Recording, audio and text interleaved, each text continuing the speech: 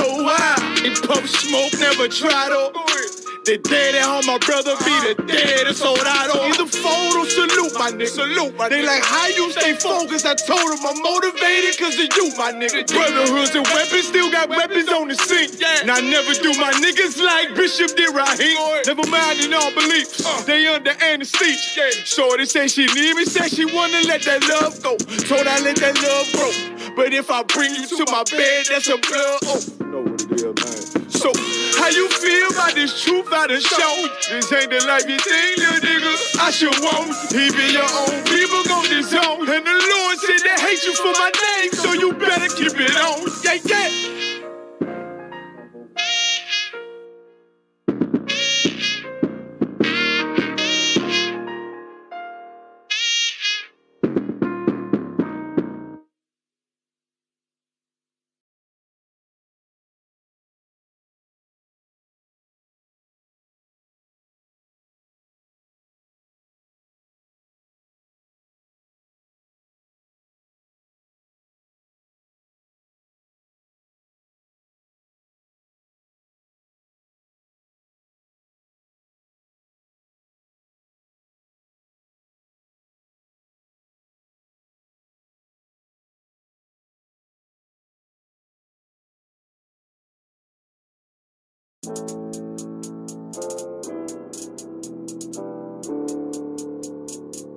According to God, the white man is the devil. You see, I've been in here for a little minute. You know what I'm saying? And I see niggas, they like to talk a lot. They like to claim leadership. They like to claim this and that. You know what I'm saying? They like to be above what they really is and have authority. But they don't really need that authority. They don't really know what to do with that leadership. You understand? You hold hands with this boy, your ass need to stop and ask you to give a damn what you talk about. Don't give a fuck what you believe, nigga. Gotta stand up to serve my God. We don't pray on our knees, nigga. Yeah. See, everybody ain't with all that peace talk. Everybody ain't with all that. Let Mike on be. Boy, your ass need to stop and ask you to prop. It's about to get serious. When they hit us with dope and kill us with crack, where the fuck with your leaders? I'm curious. He cashed out on your blood, traded you in and bought a new biz. Ask you the prophets, I tell you the scheme. If you don't wake up, you gon' die in your dreams. I say you won't tell you no more. I swear these crackers try to kill us slow. Just spoke to a nigga and fed the up for parole because of the COVID. It feel like the hoes in this world that don't go together. Nowhere is gold in the ghetto. I'm in the city blazing with my niggas. Just told the devil the score never settled. Yeah, see the prophets. I'm tired of these niggas keep talking about, you know, you respect my religion, I respect your religion. Boy, your ass need to stop and ask you the prophets. You know, like we all come together. You know what I'm saying? They say God so loved the world. God so loved the world to know. Boy, your ass need to stop and ask you the prophets. Don't give a damn what you talk about. Don't give a fuck what you believe, nigga. Gotta stand up to serve my God. We don't pray on our knees, nigga. Yeah. Hey, gentlemen, y'all, we don't pray on our knees, nigga. Gotta stand up. You know what I'm saying? Boy, your ass need to stop and ask shit. Oh, I'm with step, I'm solid for show. To the fake niggas, stay silent, I got it, let's go. Let's go. I ain't taking no losses, ain't no token when we got the flow. Ain't no peace, just play with your own. I'ma be loyal to the right arm. Tell him we can't keep it slate. And I can never let bygone be bygone. Got your baby mother on high, got your baby pass through the fire. Ask you the prophets, that baby so belong to the Lord. How dare you abort it? Therefore will failure, bitch, I can afford it. I prepare slaughter, you bring me my water. Push your leaders weak, let them lies slip through their teeth. Their ass need to stop and ask you the prophets. That's just the reality, Christians. I'm sorry to hurt your feelings. I know your pastor lied to you every Sunday for 30 years, but that's what the church is for, lying. That's why it exists, to lie the money out of your pockets. Boy, your ass need to stop and ask you to give a damn what you talk about. Don't give a fuck what you believe, nigga. Gotta stand up to serve my God. We don't pray on our knees, nigga. We don't pray on our knees, nigga. Gotta stand up to serve my God. We don't pray on our knees, nigga. ISUPK presents Ask Ye the Prophets Weekly Podcast.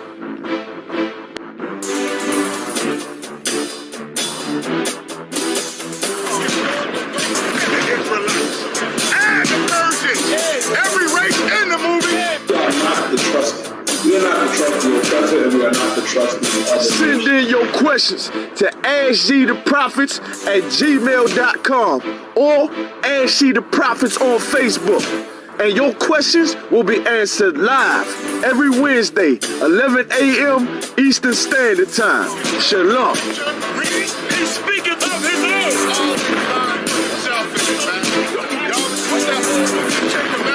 The white man made himself be the Egyptians and the Israelites. And the Persians. Every race in the movie.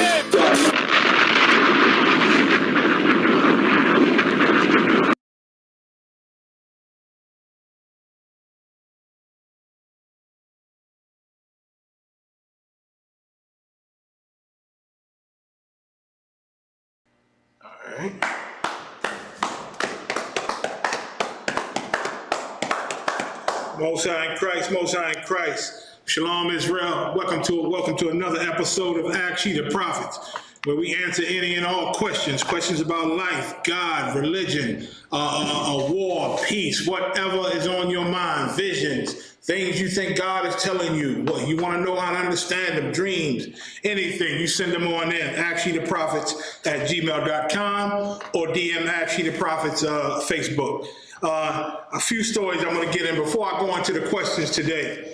A few topics I want to just touch on briefly, man, because once again, America is showing their total disregard and their blatant disrespect for black and brown people, man. And it's obvious. It's so obvious, even Christians are starting to see that they will never be loved in this empire. They will never be loved by this man.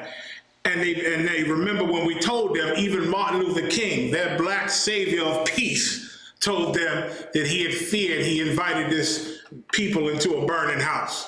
They starting to see how true it is, because no matter how much they kiss and hug and love, no matter how much they embrace these people, the people of this kingdom, no matter how much they love them and fight for them and worship them, that they will never reciprocate that love.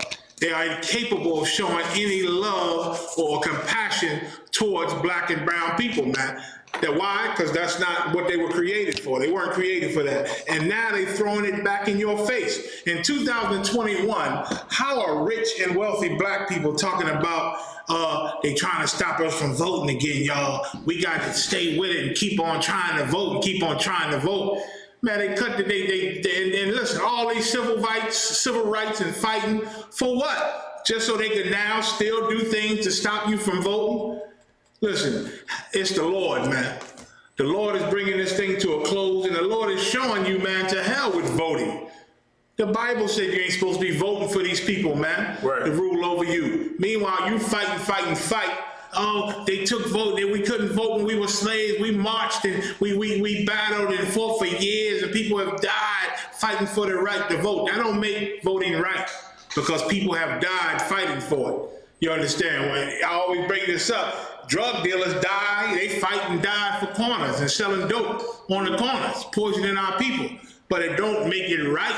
It don't make drug dealing right, because they fight and die for it. You understand? The civil rights, you were fighting and dying to get closer to the enemy. And it's wrong to get close to the enemy. You understand? First story I want to get to, Yediah, is about the Atlanta, that first email to Captain J. Baker for that spy shooting. Sir. Listen, we've been dealing with a plague. The Lord has sent a plague and shut down the earth damn near. Shut down America, and we've been in the houses, we've been stuck in there. And as soon as it's starting to lighten up, here we go.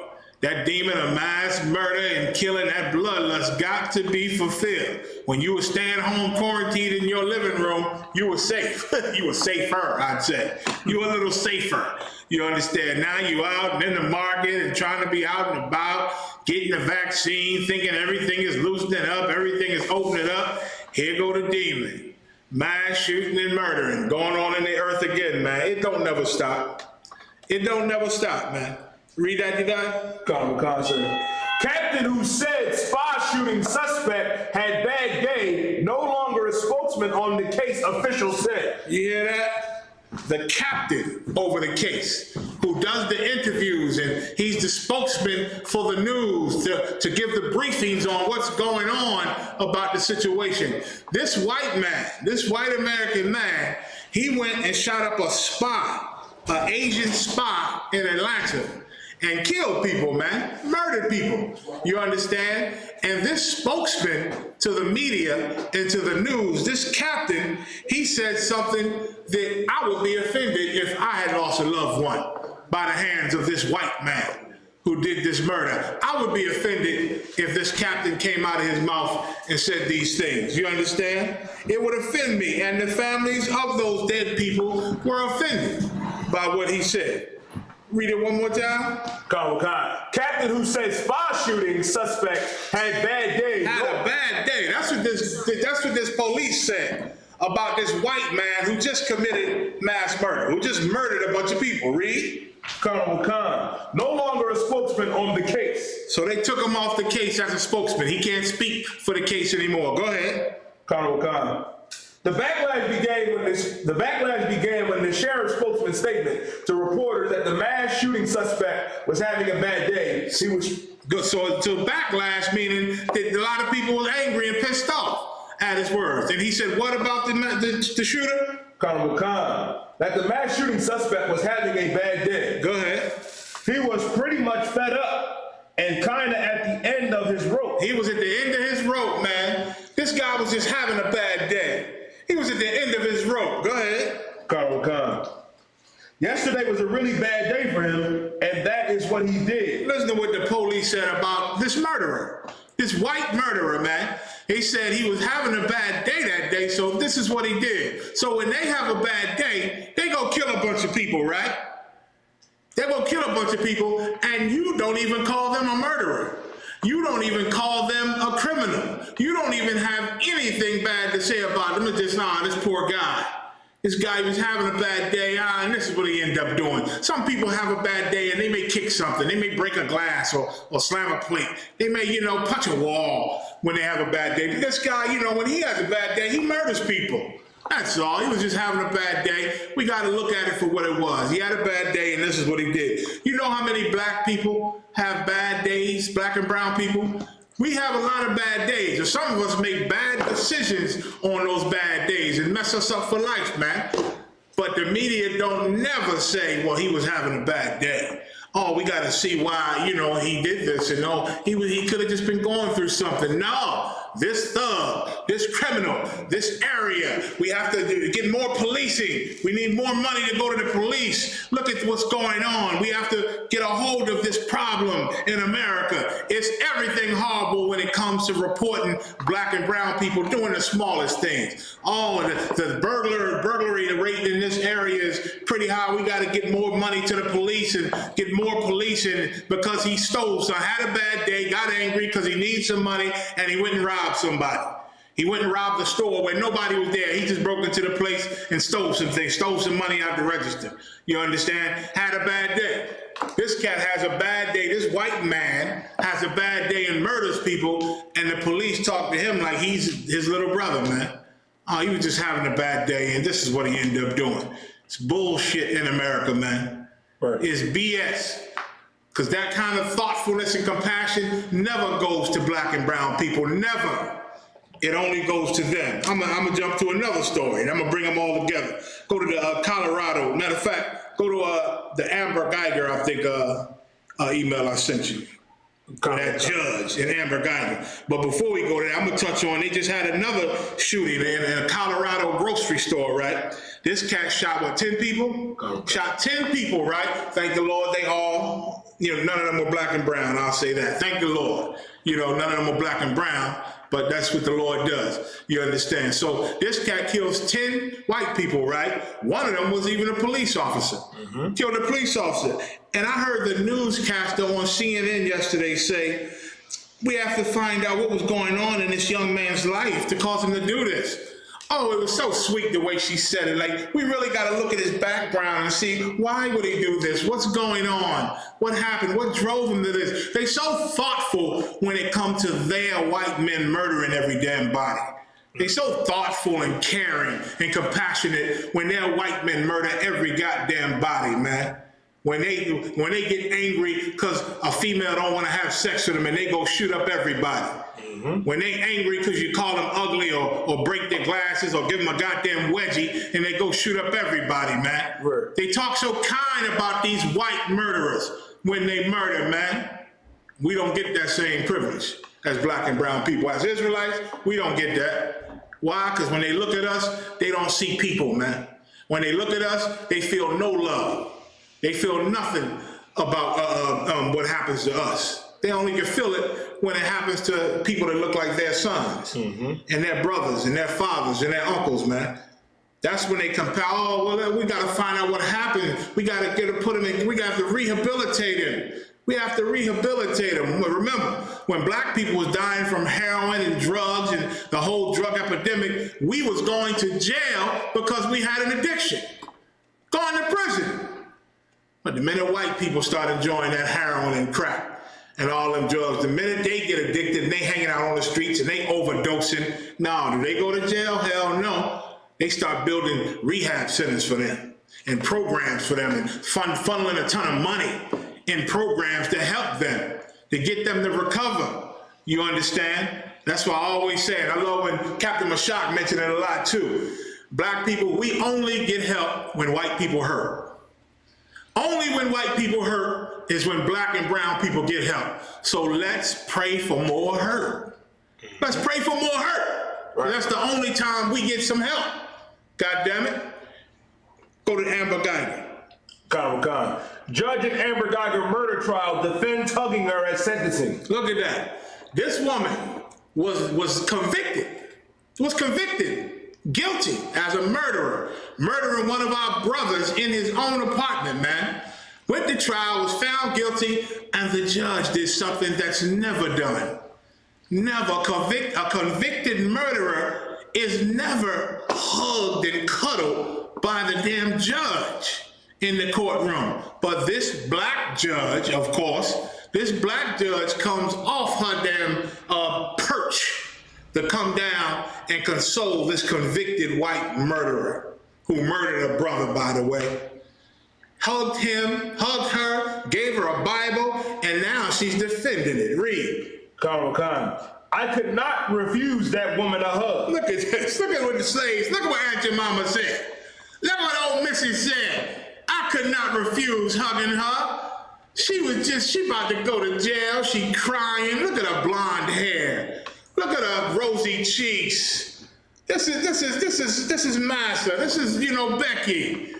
We can't let her, we can't turn a blind eye to her and not give her compassion and love. She about to go to jail. Let's send her off right. The judge came down to hug her. And they said, why in the hell would you hug a convicted murderer, Judge? And the judge said, I couldn't resist. I saw my slave master woman, and I could not resist giving her some tenderness. What'd she say again? Read it. Khan. I could not refuse that woman a hug. Look at that, man. I could not refuse hugging old Missy. I couldn't refuse hugging Becky, man. Hugging Karen. I couldn't do it. I couldn't refuse it. Go ahead, read. I would not, said Judge Tammy Kemp, who embraced the former Dallas police officer convicted of murdering Botham John. What'd she say? I would not? I would not. I could not and I would not. I couldn't resist giving her a hug. I wouldn't resist it. So I had a slight feeling like, don't do it. She's a convicted murderer. But the blackness in me, the slave in me said, I got to hug her, Missy. It's gonna be all right, Missy. Oh, take this Bible and keep Jesus in your heart. Oh, Missy, I hate to see you go. I ain't never seen a judge hug a black man or woman convicted of murder, man. I never heard any nice words toward a black man or brown man or woman convicted of murder, man. And not in America's courtroom. But in America's courtroom, not only is the police on your side, not only is the whole court and justice system on white people's side and against us, whether we right or wrong, whether we actually guilty or not, it's all against us. That's why we taking pleas, because we so scared to fight for our innocence, because we know it can go very bad for us. It can go very bad for us because of this racist justice system, man. But what's even worse, our own people, man. Our own people looks at white people the same way white people do. And they look at black people the same way that white people look at black people, man. She couldn't resist giving this white woman a hug who just murdered one of her brothers. Who just murdered her brother. She gave him a hug. It gets better. It gets better. Give me do you got the one with the bailiff? Did I send you that? Come. The bailiff in the same courtroom. While this white murderer murdered our black brother is sitting in a courtroom, guess what the bailiff did? Y'all remember? Read that? Come. Black bailiff goes viral for stroking Amber Geiger's hair following guilty verdict. I mean, it was so incredible to see that it went viral. The bailiff, the security guard, who was there to make sure these criminals that come to court act professional and not get out of hand, she looked over and see her slave master, right? And noticed she's on trial for murdering her brother, and she could not resist either, to go stroke this white woman's blonde hair. To stroke it. She probably went out and bought some blonde hair later that day when she got home, to put the blonde highlights in her hair, trying to look like her slave master. That's what a lot of our black and brown sisters do, man. Right. She stroked this woman's hair who's sitting in court on trial for the murder of her brother. She stroked his hair, her hair. Read on. Is it more? Wakanda. When we have seen a black woman, when have we seen a black woman's hair getting stroked in a courtroom after being found? Listen to that. That's what I just said. When have we ever seen a black woman's hair getting stroked? When what? What does it have to stroke? Wakanda. When have we ever seen a black woman's hair getting stroked in a courtroom after being found guilty? In a courtroom after being found guilty for murder. When have we ever seen it? Never. Because it's never happened, man. It's never happened. Can I get some ice and water? Let me get a chance to water. Because it's never happened, man. But even black people, the slaves in America, we still can't resist showing our slave master how much we care and love for them, man. What you think, white people want to change their heart after 500 years? You think they're going to become a better people and love you now because you hug and support the white woman convicted of murdering your brother? You think people are going to look at you kindly now and treat you well because you stroke the hair of a white convicted murderer of a black man? Is that what you think? Read on. Sir. Amber Geiger has been found guilty of murdering 26-year-old Botham John in his own home, but news of her trial was in the headline. Now, an unknown bailiff has gone viral for stroking the murderer's hair in the courtroom. This white woman went into this black man's apartment and murdered him in his own apartment. Now, I don't care about the bullshit reasons that she gave why she did it. Oh, I was tired and I thought it was my apartment. All that BS. You went in his brother's apartment, murdered him in his own apartment. You was found guilty for being the murderer that you are, and black people still can't resist showing you love and caring for you. That black woman probably give black men hell, that bailiff, man. She probably give black men utter hell. Probably a bull dagger because she hate black men so much. And probably hate the dyke that she with. But this old white woman with this blonde hair over here crying and blubbering, oh, I don't think she really meant to do it. Oh, fix your hair, baby. Look at you. Fix your hair. Good Lord, man. Are ye servants, the scriptures say? Are ye servants, Israel? Are ye homeborn slaves? I can say emphatically, yes, we are, man. Yes, we are homeborn damn slaves. And we love the part. It seems like we love the part, man. First chance we get, oh, look at Missy. Oh, look at your hair. Read on. Sir. Shortly after Geiger was found guilty, the bailiff appeared to try and comfort Geiger, something she clearly did not deserve. Right, go ahead. People were outraged. One user wrote, wonder if it was her brother or son that Amber Geiger killed, would she be stroking her hair? That's it. So people was outraged, man. because this old black slave, heifer had the nerve to go stroke the hair of this white woman who murdered our brother, man. How dare her? How dare her? Go to, what I got on Dylan Roof? Give me the one on Dylan Roof. Con. Did police take Dylan Roof to Burger King? Did what? Did the police take Dylan Roof to Burger King? You'll be surprised how good white people are treated when they murder us. Read. Con. Charleston church shooter Dylan Roof was reportedly taken to Burger King after he was arrested for murdering 9 people. Now this little white boy, he walked into a church in Carolina, a black Christian church, and murdered 9 of them in the coldest blood you could ever imagine. Just murdered them, man. Slaughtered them.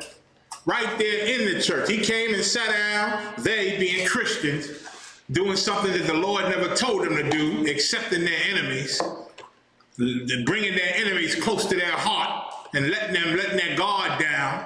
They let this white boy come in their church, sit down. He pulled out a gun and just started blasting away. Murdered 9 of them, man. And you know what happened? The police gently arrested him, found him, caught him, arrested him, and took him to Burger King, man. Got him the 3 for $4 special. Got him an apple pie with the meal too. Throw in an apple pie for the young lad. This is what they do, man. Y'all remember the Kenosha shooter? He just shot some people. He walk up, he friends with the police. He walk up, the police running, they say, man, this guy just shot somebody. They run past him, looking for the guy who did it, because it can't be this guy. It can't be this sweet young boy with a rifle in his goddamn hand. Run right by him, man. Mm-hmm. Right by him. Listen, I saw a news, the Capitol rioters, them white Trump supporters who stormed the Capitol, ended up killing a police officer, beating the hell out of many police officers, broke all up in the Capitol Hill, and ransacked the offices, broke a ton of windows. It was melee and chaos. Why? Because white people have a bloodlust. But guess what? Guess what the courts are saying now? Now they're going to try to look at their intentions. What were their intentions? What were the intentions of the people that went into the Capitol? Did they just go there just to be a part of the peaceful protest, and then things just got out of hand, but they didn't intend for it to get out of hand? Boy, they got so much research and mercy and patience trying to figure out how to keep these white people out of prison, how to keep them out of jail. Meanwhile, black people go to prison with no evidence. They have no evidence. They just can't afford a good lawyer. You understand? Or one that's good enough, that's friends with the judge that they respect. Mm-hmm. And so they do what the hell they want to these little low-paid lawyers that are given to us, and we go to prison with no evidence, man, no real evidence. We spending 12 years. And then they don't give a damn. 10 years later, you find out somebody do look into the evidence and find out that it all was wrong and you shouldn't have never went there in the first place. Now it's another 3 years before they even get to your goddamn case, man, to even look at it again. That's how they treat us, man. That's how they treat us. Go to 2 Corinthians 11 and 14. Black and brown people fill up the prisons, man. Mm-hmm. We fill up the prisons doing something that we didn't intend on doing. Something that we got emotional in a spur of the moment and ruined our whole goddamn life. We fill up the prisons, man, for things we didn't intend to do. But you think the lawyers, the judges, the DA, you think the police gave a damn on what our intentions was? Hell no. They didn't give a damn. They couldn't wait to get this trial over and get you into jail. Pay for prisons for pay, and all that. Everybody get a little piece of money if they can get a conviction and get you in jail if you're black and brown. That's the system in America. You understand? We didn't intend to do a lot of things, but we did it, and you didn't give a damn. You didn't even mention what was our intentions. You didn't even give a damn. Mm-hmm. Let alone all the brothers and sisters that's in prison that were innocent by some lying, crooked-ass cop. Right. But some lying criminal police. Because the police union is the damn biggest criminal organization in America. Right. The goddamn police union, man. Read 2 Corinthians. But listen, although it's still incredible to see, the Bible, God warned us about these things happening, man. He warned us. Read. This is the book of 2 Corinthians, chapter 11, and verse 14. And no marvel. And no marvel. What is marvel? Marvel means be surprised. Don't be surprised, Israel. Don't be shocked. Don't marvel. Go ahead. For Satan himself is transformed into an angel of light. Scripture says Satan himself is transformed into an angel of light. What does that mean? We in Satan's kingdom right now. We in Satan's kingdom. This is his empire. America, the greatest military on the face of the earth, the greatest superpower in history, man. In history, ran by Satan himself. The demon Satan is running America. You understand? And guess what? That white man, he is the physical counterpart to the demon Satan who's ruling his empire. Remember, Satan said, all this glory and these riches of these kingdoms was given to me, and I can give it to whoever I want. The white man is that guy. Our oppressor, he's the guy that Satan made a deal with to run his empire for him in the flesh. You understand? So don't be surprised because Satan himself is transformed into an angel of light. You understand? All his holidays, they seem so beautiful. The lights on the street, trees light up, and then Easter egg hunts and kids smiling, and everything seems so fun. Why? Because satanic things are looked at like they're godly. That's what that means. Satanic and evil things, abominations, are looked at like they are godly. Why? Because Satan is transformed into an angel of light. Read on.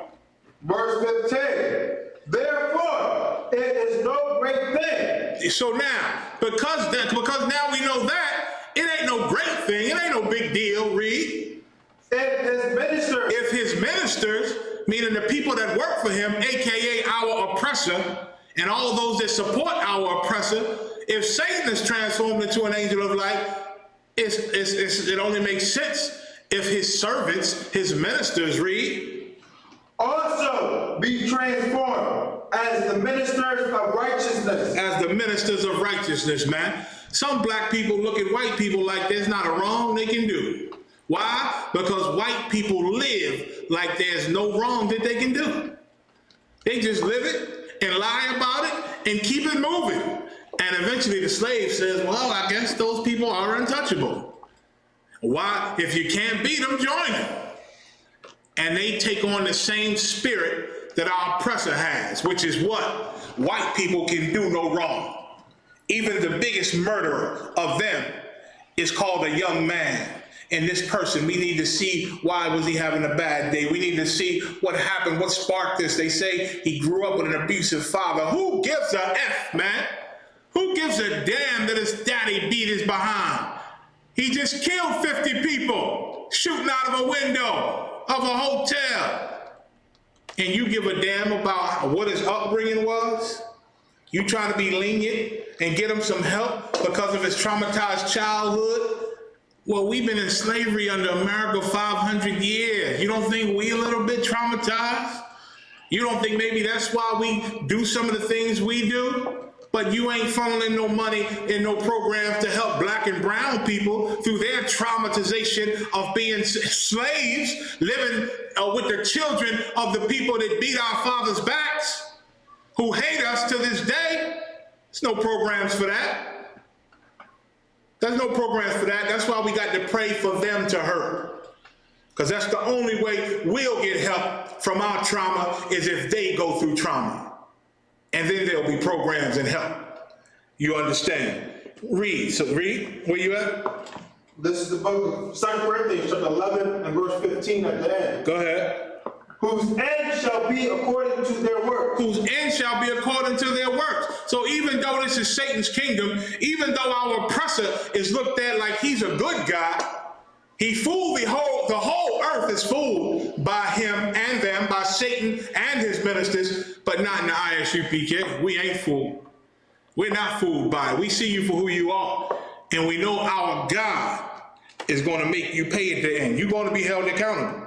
You understand? Your end shall be according to your works. Leviticus 19 and 15. Leviticus 19 and 15. This is truly not the place for us black and brown people. You in here trying to build careers and be the greatest in America and be accepted. You didn't miss the mark, man. You'll never be accepted by these people. I mean, how many years we going to go through this? We vote a new president and swear he's the new savior, but the bodies keep dropping. The black bodies keep dropping. And we still saying the same old things. They need retraining. The police need retraining. They need better training and counseling and paid programs.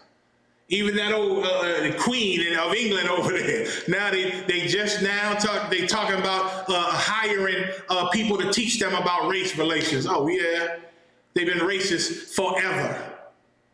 For centuries and centuries, and now you think the answer is hiring some racist counselors? Let them people be who they are, man. A racist counselor ain't gonna change centuries and centuries of who these people are. They are the devil, according to the Bible, man. And you're not gonna change that. Read. This is the book of Leviticus, chapter 19 and verse 15. Ye shall do no unrighteousness in judgment. Don't be unrighteous with your judgment, man. You want to hug on the white murderers. The white convicted murderers get all the hugs and the hair brushes and strokes and all the love. And now on top of the judge hugging this white murderer of our brother, on top of the black bailiff stroking her hair, the man she murdered, his black brother, hugged the hell out of this convicted murderer, man. Black people, you too goddamn compassionate, man, toward your enemies. You don't even have that much compassion to your own people, man. You better wake the hell up. You better get that right. And once again, all that's because Satan is transformed into an angel of light. We look at our own people and hate them and wish the worst on them because we can't stand them, because they did us wrong, because they treat us bad. But white people murder us, take our life that we can't get back. They gone. And you hug them, and you brush their hair, and you forgive them. That's the first thing out of your mouth. That's the first thing out of them Christians' mouth in Carolina with Dylan Roof. We forgive him. That's the first thing out of the brother's mouth, Boheme, whatever, I forget his name. The brother Geiger, who she killed. I forget his name. The brother she killed. Botham John. His brother. We forgive him. They quick to forgive when white people murder us, but can't stand. What's the worst on our own people when we do the smallest things, man? That's why in the ISUPK, we're gonna rewire you. We're gonna wash your brain. We're gonna wash your brain. That's why people say, y'all brainwash. You goddamn right. When you gonna get your brain washed, man? In Satan's kingdom. Loving it and thinking every thought you got is right. But Negroes don't know nothing, man, outside of the ISUPK. Read on.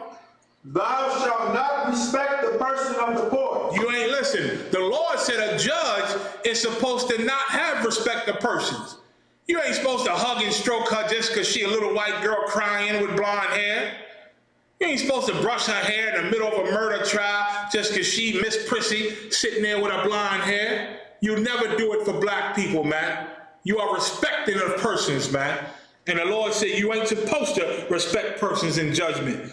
He said, don't what? Have respect of persons of the poor. Meaning if they poor, you're supposed to judge righteously. Right. Judge righteously according to the law. Now God is a God of mercy. Even when you judge, you're supposed to sprinkle it with some mercy, man. That's what the poor, read. Nor honor the person of the mighty. And the people of the mighty, the rich, the wealthy, the famous. You're supposed to give the same righteous judgment to them, man, according to the law. And sprinkle that with a little mercy. You understand? It's supposed to be the same, whether you're rich or poor, famous or infamous. You understand? When it comes to our people, man, that's righteous judgment, man. Well, this kingdom is set up on respective persons, man. They set up against God from the gate. Give me James 2:9. James 2:9. Like, we can't get a fair trial in America, man. We can't get a fair trial. They trying to wiggle away with the brother who killed George Floyd, man. Darren, was it Darren? I got the right one? What's his name that killed George Floyd? Derek Chauvin. Derek Chauvin. They trying to wiggle him out of a conviction, man. Mm-hmm. Trying to wiggle him right out of a conviction, and that's they make it long. They prolong the court dates, let all them lawyers get together. You know the police union got their hand in it, because it's one of their mafia men paid to hire black and brown people. So they all trying to figure out a way, man. Trying to look at George Floyd and see, we found some drug substance on the back seat of the car, so he was already high. So it wasn't that 9 minutes of not breathing that killed him. the 9 minutes of not breathing didn't kill him. It was the powdery substance on the car seat. Our oppressor is the devil, man. Right. They are the devil, man. And I pray God to shorten their time, even shorter than he's already shortened it, man. And give some good payback to these beasts, man, and these monsters. You understand? Right. Read what you got. Oh God. This is the book of James, to the 2nd verse 9.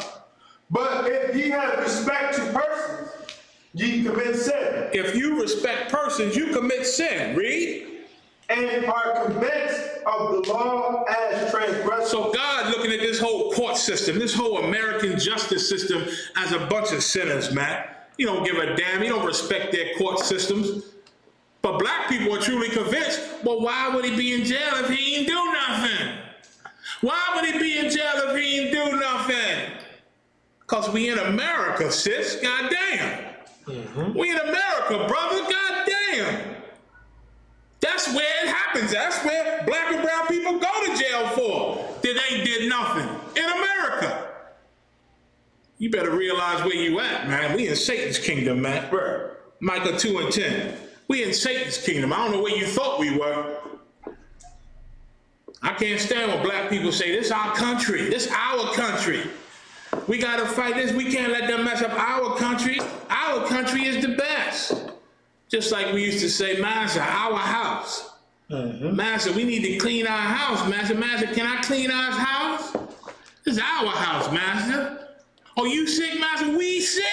We sick, huh, Master? Oh, well, we's better get fixed up. You come on, lay on down, Master. I'm gonna fix you up. We sick. We the same old slaves from 400 years ago, man. Same slaves. You just ain't wearing chains no more. You up in your slaveries, AKA jobs, or in place of employment, plantations. You up in there getting a little paycheck, thinking you free. When the minute you do something they don't like, you get your first warning. That's the 10 lashes on the back. You do something else, you get your second warning. Now you in the red now. You get 50 lashes on the back. One more strike, you getting that noose around your neck. You out of here. You fired. So the slavery ain't changed. It's just the method of slavery changed. Now it ain't nooses and whips. Now it's ink pens and paperwork. Suspension letters, being blackballed, references. Now you cut off from the references, so you can't even get another slavery map. So now what you turn to, the only job he really give you and let you get a few dollars till he wants you dead or in jail is the drug game. Now you gotta do, so now your excuse for selling drugs is you can't get no job. It's all plotted out against you, man. This place does not love you. Whether you're a black Christian, a black Muslim, whether you some knucklehead black man following religion, a black Hebrew Israelite, they don't love you. They don't love you. You understand? The ISUPK, we know they don't love us and we don't expect them to, we don't want them to. All of our work comes from the knowledge that they don't love or respect us, and we building our kingdom under our king. And that's all we need. That's all. We don't even depend on them for a goddamn thing. Just leave us alone and we'll build Christ's empire that'll be ready for him once he comes back. Just back up off of us, that's all. Read. This is the book of Micah, chapter 2, verse 10. Arise ye and depart, for this is not your rest. You hear that? America's not your rest. How could it be your rest when it's Satan's empire, when it's his kingdom? when he's in charge? How do you think this could be your rest? Even Christians, man, I talked to my mom. She ain't in church all the time, but she is Christian-hearted as she can be. But she know the white man is the devil. And she know the white man is the devil, but the problem is it don't stop her from eating pork. It don't stop her from being selfish. And that's the main thing with Christianity. It makes you a selfish bastard. You'll see the truth right in front of your eyes. You'll hear it. You'll agree with a lot of it. But I'm just used to doing it this way, and I'm going to keep on doing it this way. That's why the Lord said in the Bible, you can't put new wine in old cups, you know what I'm saying? Or in old bottles, or they break. Unless they're willing to empty out that bottle and empty out that cup and put new wine in it, you know what I'm saying? They just can't accept nothing else. They hear you. Yeah, I believe the white man's the devil. Oh, yeah, I know the Bible said that. I agree with all that. I agree with all that. Well, how come you still eat pork? I don't like the beef ribs. That's your excuse.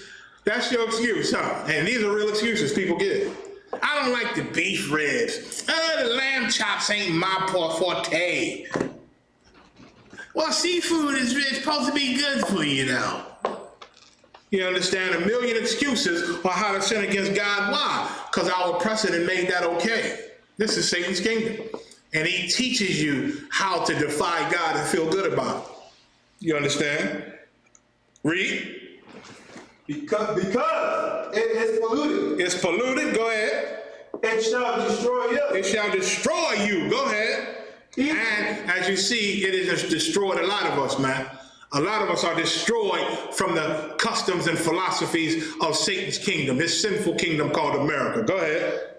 Even with a sore destruction. And it's going to be real bad, man. Your destruction will be real bad. We catching hell out here, man, for not listening to God. So I just wanted to bring those points out. I couldn't avoid these stories of these mass murders. Let's get it on. Go to one. First question. Khan, sir.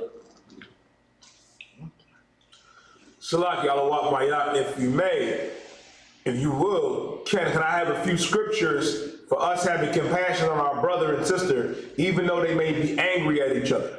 Come, having compassion, even though they may be angry at each other. Well, compassion is love, caring, giving a damn about others, your people, you understand? So even though you may be angry at your brother or sister, you understand, your love and your compassion has to outweigh that. It has to outweigh it all, man. Even though you're angry, you must still love them. You understand? You must. Go to 2 John 1, 1-6.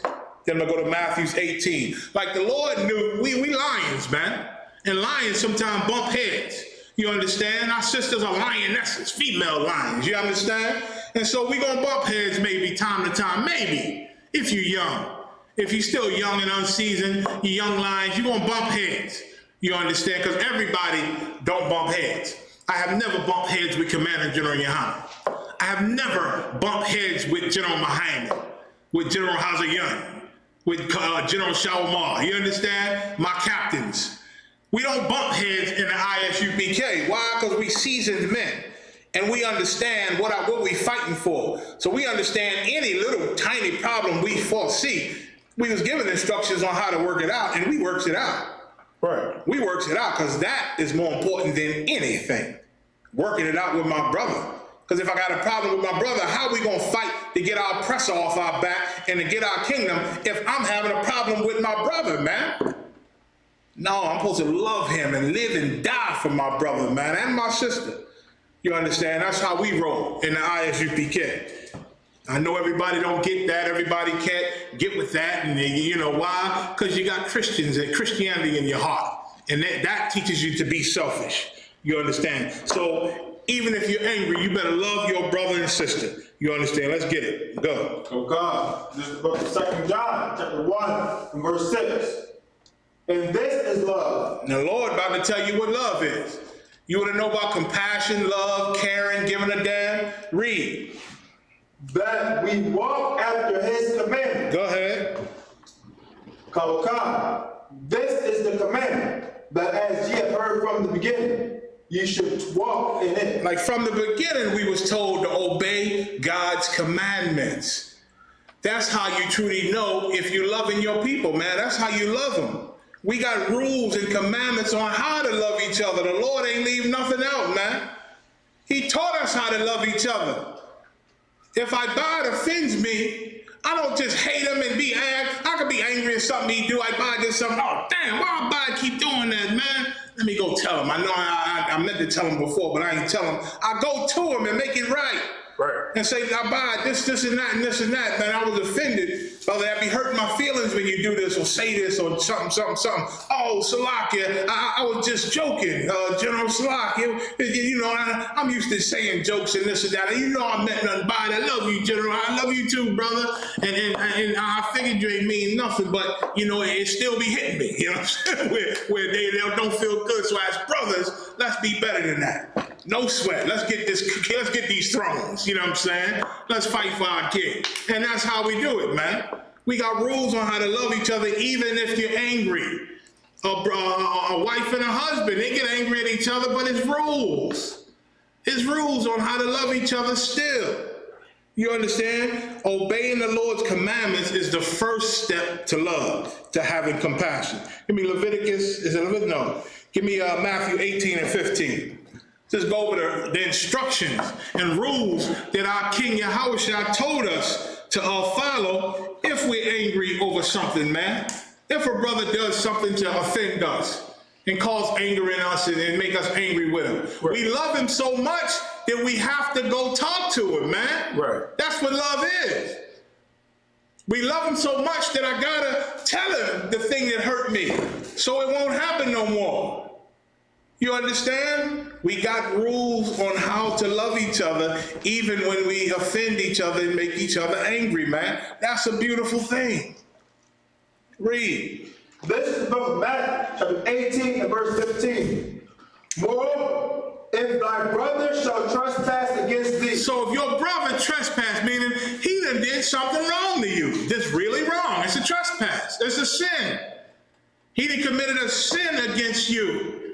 And a lot of times that can make you angry, depending on what it is. It depends on, especially if you're young. If you're young, you ain't quite got control of yourself. You're going to get control of yourself. But as you're working on it, it may make you a little angry. You understand? It may make you angry. When you're a little more seasoned in the truth, you understand, you can look at some things and it don't even make you angry. You understand? You've seen the mistake 100 times. You understand? So you just got to do your work and teach the brother how not to make that mistake anymore. Right. You understand? So read it one more time. Moreover, if thy brother shall trespass against thee. So if your brother or your sister do a sin against you, do something that offends you, do something that makes you angry because you know it's wrong. Read. Go and tell him his fault between thee and him alone. Go and tell that brother or that sister the thing that they did to offend you or to make you angry. And not only will you go tell them, you got to go tell them just you two alone. Take them somewhere. If you're with the brothers, with the sisters, separate. Hey, let me rap you for a minute, sis. Let me rap you for a minute, brother. And you go somewhere where it's just you and him. Nobody listening, nobody in that business. And you do what? Read. If he shall hear thee. And you tell him that thing that offended you or made you angry. And why are you telling him? Because you love him. You love him and you want his love back and you want this brotherhood or sisterhood to stay tight. We ain't gonna have it no other way in the ISUPK. You're not gonna mess up this brotherhood in here. No, you will not. Not while I breathe. You understand? I'm sure my generals, captains, and officers feel the same way. You understand? Not while we breathe. So when you go to him and tell him the problem, y'all supposed to work it out. And if he hears, read that again, if he what? If he shall hear thee. If he shall hear thee. Let me explain what hear thee means. Hear thee means whatever problem you said you have, he agreed that you were right. That's the only hear thee. That's the only thing. If he says, well, I know you was mad at that, but I wasn't wrong. I did that because of this and that and this and that. You see, you were wrong for thinking that way, feeling offended because I did that because of this and this was right. He is not hearing you. Unless he agrees with you, he is not hearing you. It has to go somewhere else. Read. Come, thou hast gained thy brother. Now, if he agrees, you know what? You're absolutely right. That was wrong what I did. You are absolutely right. I'm sorry, brother. I wasn't thinking when I said it. I wasn't thinking when I did it. That was wrong what I did. You are right. Salak, I offended you. Salak, it'll never happen again. That's hearing you. You gain your brother then. Y'all walk away, go to camp, do this work, build until our king destroy our oppressor, man. That's hearing you. Anything other than that, anything other than agreeing with you is not hearing you. You go to the next step. Read. Verse 16. But if he will not hear thee. If he don't hear you, once again, anything other than you are right, brother. I was wrong. Anything other than that is not hearing you. Is not hearing you, and there are rules. You're supposed to do what? Read. Then take with thee one or two more. Then you go take with thee one or two more. Go ahead. That in the mouth of 2 or 3 witnesses. These are witnesses. The Lord said, take 2 or 3 witnesses. So it says, in the mouth of, read, in the mouth of 2 or 3 witnesses, what? Every word may be established. Every word may be established, meaning what? If this brother says anything other than you are right, I was wrong, Salakia, forgive me, it won't happen again. If he says anything other than that, you have to go get 2 or 3 more witnesses, which in the ISUPK are the generals. Then you make a call, get General Shawamar or the captain of your city to get one of the generals, and we'll set up a council where 2 or 3 witnesses will hear the matter. So that every word, did you get there yet? Go. Read that again. Every word may be established. So every word be established. So we all hear, the generals hear your side, hear their side, and we in the spirit of the Most High in Christ will tell you who was right or who was wrong. That way y'all don't have to go back and forth. If he's saying, no, brother, I did that, but you shouldn't have been mad at that because that was right. Now, we are going to be witnesses, and we will tell both of you who was right, who was wrong. Read. Verse 17. And if he shall neglect to hear them. Now, he could say, well, I hear y'all generals, but I don't agree with none of that. I don't agree with none of that. I disagree. Now, if he don't want to hear us even after we witnessed both sides and made a determination, that is his right. Now, read. The next step has to happen. Go ahead. Tell it unto the church. Now, we have a council, a whole ISUPK council with all of the ranked officers in the school. That we all sit together and we hear this matter. And we hear both sides again. And then we, as a body, make a determination on who was right and who was wrong. Read. But if we neglect to hear the church. Now, this is the part where it gets scary. Because now after this school, after the council have heard the case and made a determination, if you still don't agree that you offended this brother or whoever we determined was wrong, if you don't agree that you were wrong, read. Let him be unto me as an heathen man. Now, we have to look at you and treat you like a heathen.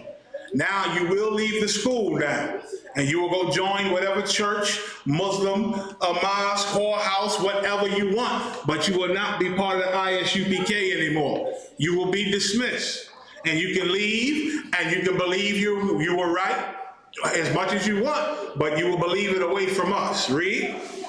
And a publican. And a publican, meaning you will be a white man to us. You will be a disobedient African to us. You understand? And those are the rules. And those are the rules. Go to Ephesians 4:26. Ephesians 4:26, and I'm going to end it with 1 John 4:20. This is the book of Ephesians, 4, verse 26. Be ye angry and sin not. You hear what the Lord said? We can be angry. There's nothing wrong with that. We can be offended. That's why the Lord said, if one of your brothers offend you, you can be offended, and you can be angry because of the offense. But be ye angry, read. And sin not. But you better not sin. Don't let your anger, your emotion, make you sin. Why? Because you're supposed to be compassionate with each other, man. And part of that compassion, that love, is I'm angry, I'm offended, but I don't hate this brother. I'm not going to sin against this brother. He did that to me. I'm not going to go flatten his goddamn tires or do something evil toward him. No, I'm going to follow my protocol. Salakia, can I talk to you for a second over here? You mind? You got a few minutes? And then you go talk and work it out with your brother, man. Because we need each other, man. We ain't got nobody else. We ain't got nobody else in this sinful kingdom but each other in the ISUBK. That's all we got. So why lose one of the parts of our body, man? We a body. Why lose a part? Read. Was that it on that? Loud, sir. Go ahead. Let not the sun go down upon your wrath. Right. Now you all night heathen. You ain't go to him. You don't want to go to him. And a lot of the mistakes I see you young brothers make, you think because you trying to love a brother, you don't want to tell him that you are offended. I just forgot about it, man. I said, man, I ain't even gonna worry about it. I ain't gonna worry about it. Was you offended? Yes, I was offended, but man, that's my man. I couldn't believe he did that, man. So I said, I just had a love. I said, I ain't even gonna sweat it. I ain't gonna worry about it. That is a sin. You cannot not worry about it. That's a sin. Because Christ said, go to him, man, and work it out. Because every brother who said that, I just said, you know, this is my man. This is the first time I ever seen him do that, so I just let it go. It comes out a year later, 2 years later. You'll be angry over something else, and you'll be talking about that, and you'll bring this up because it's still in you. The demon's still there. And the purpose of going to him is to get all the demons out, man. You understand? Get all the unclean feelings out. So you can't not tell your brother. You understand? You got to be angry and sin not, and don't let the sun go down on your wrath. Read on. Oh God. Verse 27. Neither give place to the devil. Look at that. Because if you do all that, if you don't go to he and thee alone, if you're angry and trying to get him back, if you just fuming every day and won't go to him, you give place to the devil. You give place to Satan and his unclean spirits to play you out, man. And when he play you out, you're going to be before the council anyway, and it's going to be bad for you, man. It's going to be bad for you, brother or sister. It's going to be bad for you. Read. Oh God, verse 28. No, that's it. That's it on that. Go to 1 John 4 and 20. Oh God. So don't give place to the devil.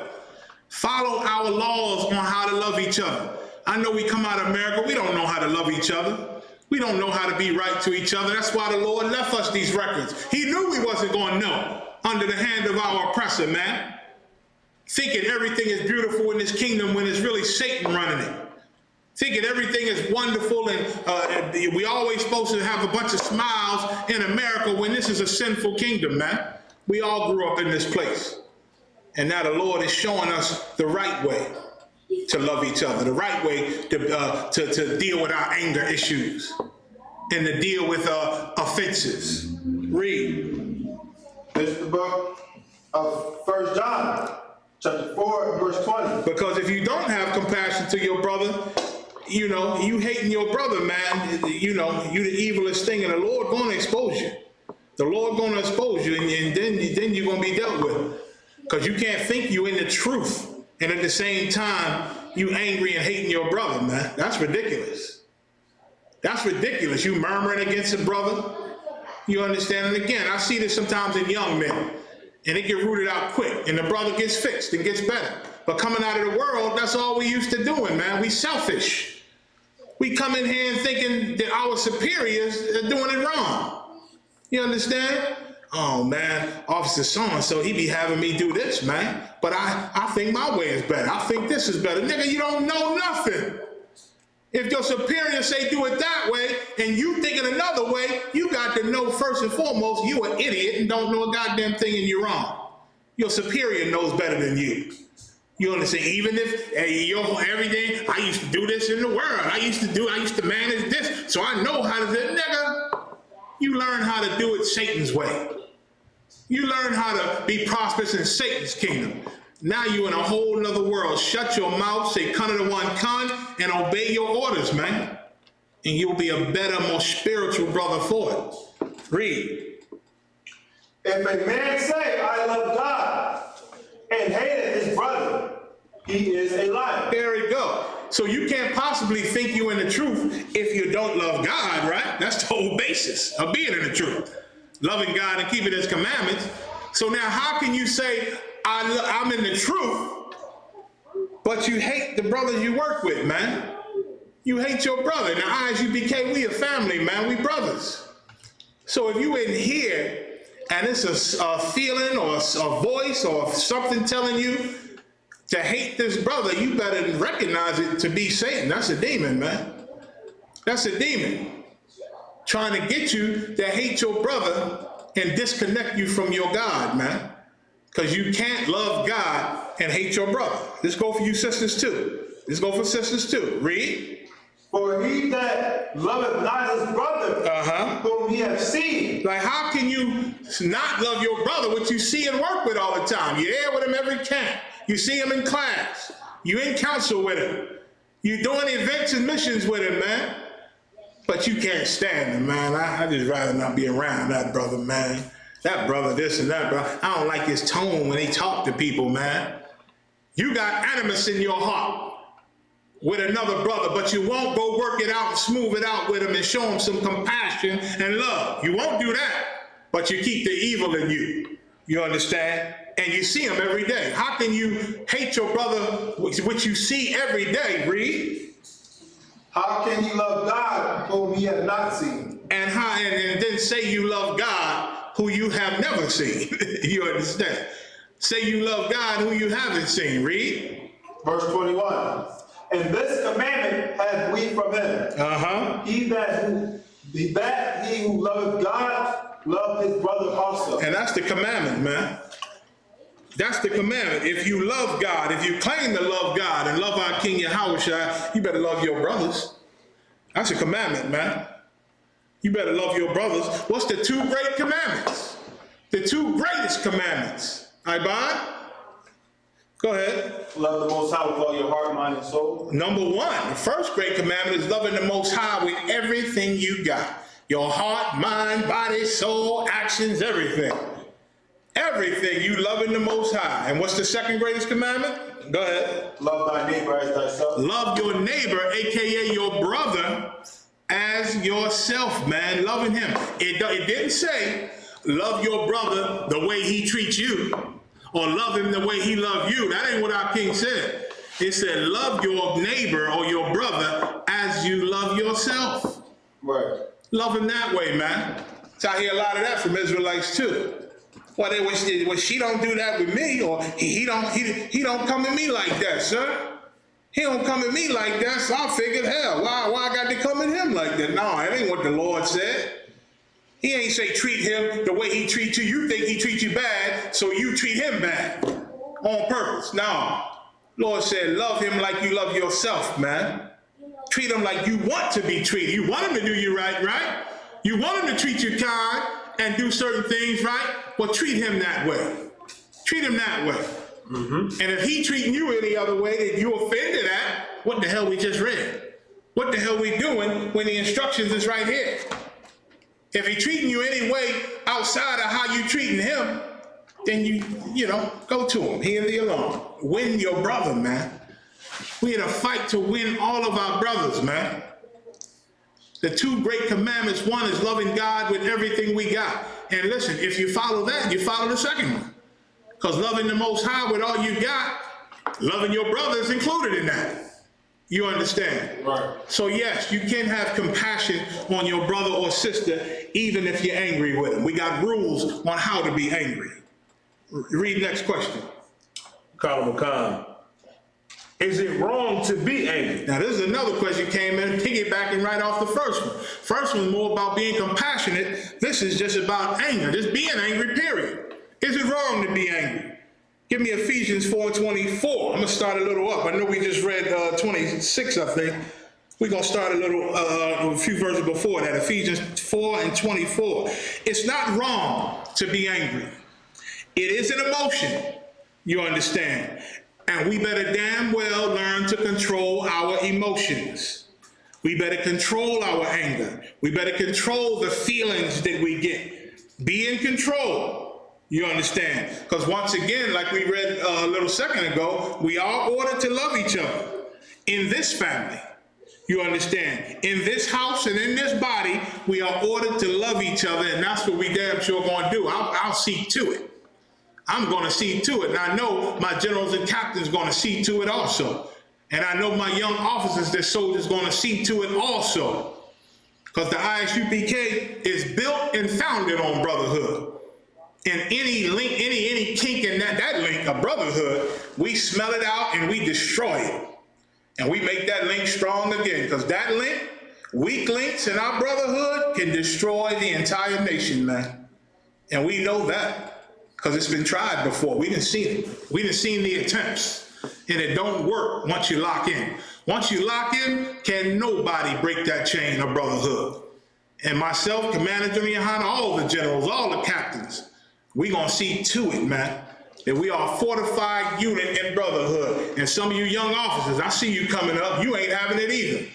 I thank the Most High in Christ for you. You understand? What we got? Read Ephesians.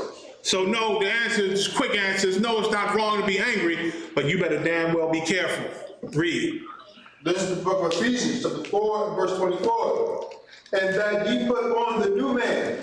New man. I know you come out the world being angry all the goddamn time. And it's right, in the world, you damn near gotta be angry all the time and protect yourself. Because in the world, there's wolves out there, Satan out there, ready to devour and chew you up. So you build a sort of tactic of defense. You build a defense in the world so nobody can hurt you, because they will hurt you out there. They got no rules out there. You understand? They just killing and destroying and kill or be killed, surviving in this hell called America, and they don't give a damn about nothing around them. So you build your defense in the world. You that type of guy. Can't nobody hurt you. You don't let nobody inside. You don't let no woman get close to you. You don't let no brother get in your business, man, unless they your squad. And you keep your squad at a little distance too, because some of them go to hell off. You that type of dude, right? Now you come in the truth with all that mess and all that garbage and all that poison, and we got to teach you, and you got to start to learn to get it peeled off. Now start peeling off bit by bit. And we see it on you. Come in here, face all twisted. We see how you answer, how you take an answer, how you take an order, and we see what type of person you are, what spirits are inside of you, and we start to get it out of you. We begin to get it out of you, man. Why? Because it cannot live here. It can't stay here. You can come as you are, like the church said. You can come as you are, but in the ISUPK, you do not stay as you are. You better become a new person. That old guy gotta die. That nigga who came up tough, rough, strong, don't let nobody get close. He know how to do this. He know how to hustle. He has to die. And we're gonna try, we're gonna put him to death up in here. If you stay in here, he will die, because we're gonna kill him on purpose. And you're gonna have to become something that you've never been before. Read it again. Oh God. And that ye put on the new man. You put on the new man. Now you're becoming a new brother. You learning how to love. Listen, I never knew how to love a woman before the truth. Before the ISUPK, I never really knew how to love a woman. You understand? I knew I do this with a woman, I do this with a woman, I do that with a woman. Am I supposed to care any further than that? I don't know what that is. But in the truth, you learn how to love your woman, man. You learn how to love your brothers. I never knew really how to love brothers. The closest of my friends, their women were in danger around me. My closest friends in the world. You understand? And it wasn't to the truth I realized how horrible my old man was. How horribly disgusting and untrustworthy he was. You understand? Until the ISUPK. You understand? And you become a new man. Read it again. And that ye put on the new man. Go ahead. Which after God is created in righteousness and true holiness. Which after the Most High is created in righteousness and holiness. Now you're obeying laws. Now you know if a brother offend you, you can work it out with him. Now you know to celebrate this and care about this and not care about that. Now you see who the true enemy is. Now you see why your brothers fill up the prison. Now you see why they so angry on the streets, and you understand them a little more. Even though they don't have the truth, you understand their frustration out there trying to survive. You understand it, man. And once you understand it, you can deal with it a lot better. You can help them a lot better. Read. Verse 25. Wherefore, putting away lying, speak every man truth with putting away lying. So now, and that's the thing. We don't lie to each other in the ISUPK. You understand? Like it say, which after God is created in righteousness and holiness, true holiness. Meaning we separate from the way we used to be. That's what holy means. Holy means separate. What are you separate from? That old evil nigga you used to be.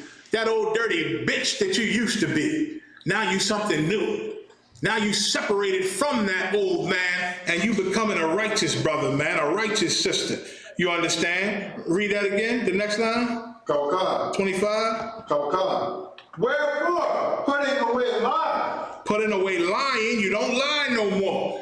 We don't lie in the ISUPK. Why? What are we lying for? We don't do that here, man. We tell each other the truth, man. Because why? We understand that even if we fucked up, even if we at our worst and make a horrible mistake, telling the truth is only going to help you if you're in here. It's only going to help you. You understand? And if you lie, the Lord going to show it to us anyway. We see right through your lie. You understand? We didn't have young men come in and be in councils and they tell a full-blown lie and we tell them, brother, stop goddamn lying before the Lord. You in the Lord's council. Tell the truth, man, because we see right through them. They don't understand it. They don't understand it, but they do come off of it. Salaki, sir. I was just afraid. I was afraid, so I didn't say nothing to my camp leader and this and this and this and that. You understand? And guess what? After that day, he's a totally another man. He's totally new and right and strong in the truth. That's the only way you get better. You got to pour that filth out of you to become new. Read. No lying. Go ahead. Speak every man truth with his neighbor. Speak every man truth to his neighbor. Go ahead. Or AKA brother. Go ahead. For we are members one of another. Once again, we family, man. We members one to another. Why lie to each other? Why would my finger lie to my goddamn elbow? They part of the same body. They work together to accomplish things. If they lie to each other, finger lying to the elbow, they ain't gonna never work to do nothing. They ain't gonna never get the damn water ice to my mouth, or they ain't gonna never, I can't hug my woman right because my hand's always lying to my elbow. They don't connect. So I try to hug my woman, just a silly example, but I try to hug my woman and I can't because the hand ain't agreeing with the elbow. You know what I'm saying? This body got to be in one, man. We can't be lying. We got to be truthful to each other. Go ahead. Verse 26. Be ye angry. So and then go ahead. We read this, but read. And sin not. Be angry and sin not, man. Be angry and sin not. You understand? We got to change and become righteous brothers. Go to Proverbs 16 and 32. I know you come in and listen. In the world, you got to lie. Because they'll devour you and use all your words against you. You got to lie because wolves is trying to get in your business to destroy you. You understand? And so you got to protect yourself. You got to throw them off the trail of destroying you. Why? Because Satan is after you. You full of Satan, they full of Satan, and you go to war with each other, man. Read. This is the book of Proverbs, 16 and verse 22. 32. Verse 32. Yeah. He that is slow to anger is better than the mighty. You hear that? You can be angry, but you better control it. Don't just get all out of pocket. You get angry just at the drop of a dime. I go to 0 from 100. I go to 0 from 100. Well, you're going to get handled up in the ISUPK. Right. You're going to take that BS somewhere else. You go 0 to 100. We love when niggas come in here and try to go to 100. We show you what 1,000 feel like. Right. You like to go to 100 quick? We show you what 1,000 is like, and you never want to see that 100 again, ever. Ever. You understand? So you better do what? Read that again. He that is slow to anger is better than the mighty. But you control yourself and be slow to anger. You control your anger and say you better than the mighty, man. King David was a mighty man. But if you can control your emotions, control your feelings, control your anger, you rougher than King David. Read. And he that ruleth the spirit. If you control yourself, control your spirit, man. Control your feelings. Go ahead. Than he that taketh a city. You are greater than a man that take a city. You know how tough a man got to be to take a whole city? He got to be tactical. He got to be plotting. He got to have the guys that's with him. He got to put them in the right position to take this city, man. He got to be a true soldier and tactical as hell. If you can control your spirit, you greater than a man that takes a city, man. Right. That's power. If you can control yourself, control your anger, control your feelings, you can control a lot of things, man. You got some power with you if you can do that. What verse? Go to 25 and 28. This is the other side. The first one, if you can control your anger, if you can control your spirit, you great and strong and powerful, man. That's some power. When you can control your when you got discipline, in other words. When you got discipline, you got some power with you. You understand? This is the other side. Go ahead. This is about Proverbs 25, verse 28. He that hath no rule over his own spirit. But then, if you a cat that's just got no control, no self-control, no discipline, no control over your spirit, go ahead. It's like a city that is broken down. You like a city that's already been plummets, man, and broken down. You like a destroyed city that had been taken over already. Go ahead. And without walls. And without walls, anybody come and go into your city because you got no defense. You got no walls, you got no defense, you just a broken down city, man. That's what you like if you don't have any self-control. 1 Corinthians 9 and 24. That's what you like when you got no self-control. You can't control your damn spirit or your anger. You just get angry all the time and can't control it. It just come out everywhere. Brothers and sisters, I advise you to control yourself, control your emotions. Stop being so quick to get angry. Stop getting so quick to get angry, especially if it's toward an ISUPK member, especially if it's towards our brothers and sisters. You better follow these rules and be holy, like the Lord said, like we read, be in true holiness. Separate yourself from them demons that's trying to get you all bent out of shape and have you react. Separate yourself from that and become a soldier for Christ, man. Become a sister, a daughter of Zion in the ISUPK. Read. This is the book of 1 Corinthians, chapter 9, verse 24. Know ye not that they which run in a race run all? So now, everybody knows when you run a race, everybody run, right? Because they're trying to win. Read. But one receiveth the prize. But everybody knows only one of us is going to win. Even though all of us are going to run this race, we know only one of us is going to win. Read. So run, that ye may obtain. So you run your heart out because you want to win. But that guy over here, he running his heart out because he want to win. And this guy over here, he running his heart out because he want to win. We all want to win, so we run so that we can obtain. Go ahead. Verse 25. And every man that striveth for the mastery is temperate in all things. And when we want to do our best, when we want to be the best at what we do, we want to be the best runner. We want to be the fastest runner because we want to win this prize. We do our homework, man. We control ourselves. We practice. We do leg exercises to make our legs faster.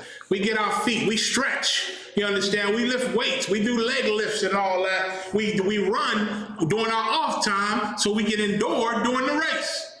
You understand? Meaning we thoughtful, we plot it out, we careful, and we temperate. You understand? When it comes to running this race because we want to win. Go ahead. Now they do it to obtain a corruptible crown. Now they do it to obtain a corruptible crown. All this work, all this practice, all this temperateness, all of the things we do to win this race, we do it because we want to win, but the crown is corruptible. You understand? It's just a crown that don't last. It's carnal. You understand? It's a carnal trophy. You understand? A carnal reward. It ain't spiritual, but they still do it. They still do it to get this corruptible crown. Go ahead. But we an incorruptible. But in this truth, in this body, in the ISUPK, we are to be temperate.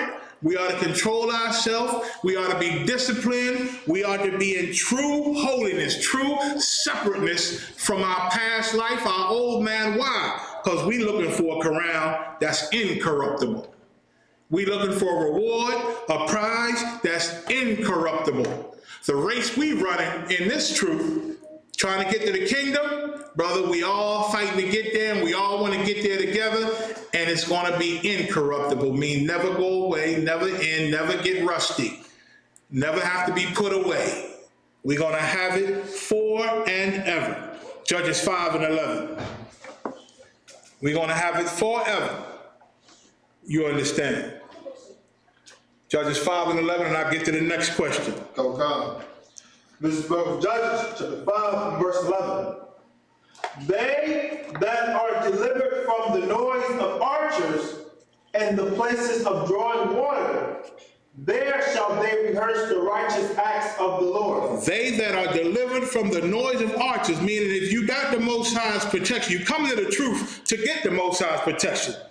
You delivered from the noise of the archers, meaning the people that are out to hurt you. You understand? In the places of drawing water, meaning out in public, where people are. In ancient times, everybody would go out to where they draw water at. That would be like your downtown, your supermarket, where people go, because that's where the water is. And everybody needs the water. So it's like the marketplace. People would set up businesses around the water spot, because that's where everybody is. And the Lord said, if you're trying to get protection when you're in public, when you're out amongst the common people, out amongst regular people, go ahead. Even the righteous acts toward the... They that deliver from the noise of the archers in the place of drawing water. Read after that. There shall they rehearse the righteous acts of the Lord. We're supposed to be rehearsing the righteous acts of the Lord, man. You know how many Christian Israelites I hear say, we not in our kingdom yet, so we ain't got to do this. We ain't got to follow the law because we ain't in our kingdom yet. You a damn liar, man. You're supposed to, the Lord said, obey his commandments in all of our generations, in all of our dwellings, no matter where you are. No matter where you are. You ain't supposed to eat pork just because you're in America. Oh, I guess when in Rome, do as the Romans do, huh? Well, that's a Christian term. Satan made that up and gave that to man. But that ain't come from God. You understand? That's not in the Bible. When you're in Rome, do as the Romans do. Wherever you're at, do what the Most High ordered us to do. Right. That's how you're supposed to roll. You understand? That's how you're supposed to roll. Rehearse the righteous acts. Obey these laws and commandments in this Bible. Listen, get angry, but you better not sin because you're angry. And you better follow the protocols that the Lord told us to follow on why you're angry. Find out why you're angry, who's making you angry, and go deal with your brother or sister, man. Rehearse the righteous acts of the Lord. Go ahead. Even what? Even the righteous acts toward the inhabitants of the villages in Israel. Like your people, man. You out on these streets, don't be a gremlin on the streets. Represent the Most High. We ambassadors of Christ in this truth, man. And we on these streets, we going to represent our King, man. And if I can give a shout out to the brothers in Tennessee, the brother Thawar Rock, give him a hand. He stood strong for the Lord, man. You understand? He wasn't just like any Flo Joe who gets pumped, you understand, and afraid to say the words of God and afraid to stand where the Lord sent him. He was attacked on the streets. He was attacked in the waterways, man. In the places of drawing water, he was attacked. You understand? And he stood to his defense, man. And he ain't harmed nobody. He ain't do nothing. He didn't attack anybody. He was attacked. You understand? Not physically, but spiritually. And he defended himself spiritually and honorably, man. And it was a wonderful thing to watch. Because nobody going to stop the word of the Most High, man. We do this unto death. If we got to die for it, so be it. So be it. Why not? If we live for Christ. And if we die for who, Bob? Go ahead. Christ. Christ. Christ. Whether we live or die, they both for Christ. So be it. You understand? So be it. So we to rehearse the righteous acts, man, when we amongst our people, the villages in Israel. Read. Oh. So that's it on that. That's one on that. So let's go to the third question. So can we have, what is anger? Slocky, that was the question. Is it wrong to be angry? No, it's not wrong, but control your anger, brothers. Control your anger, sisters. Word. It could cost you your life. Go ahead. Come. How can we all be saved from the wrath of the Most High? How can we all be saved from the wrath of the Most High? No sweat. The answer is the same way we're always saved from the wrath of the Most High.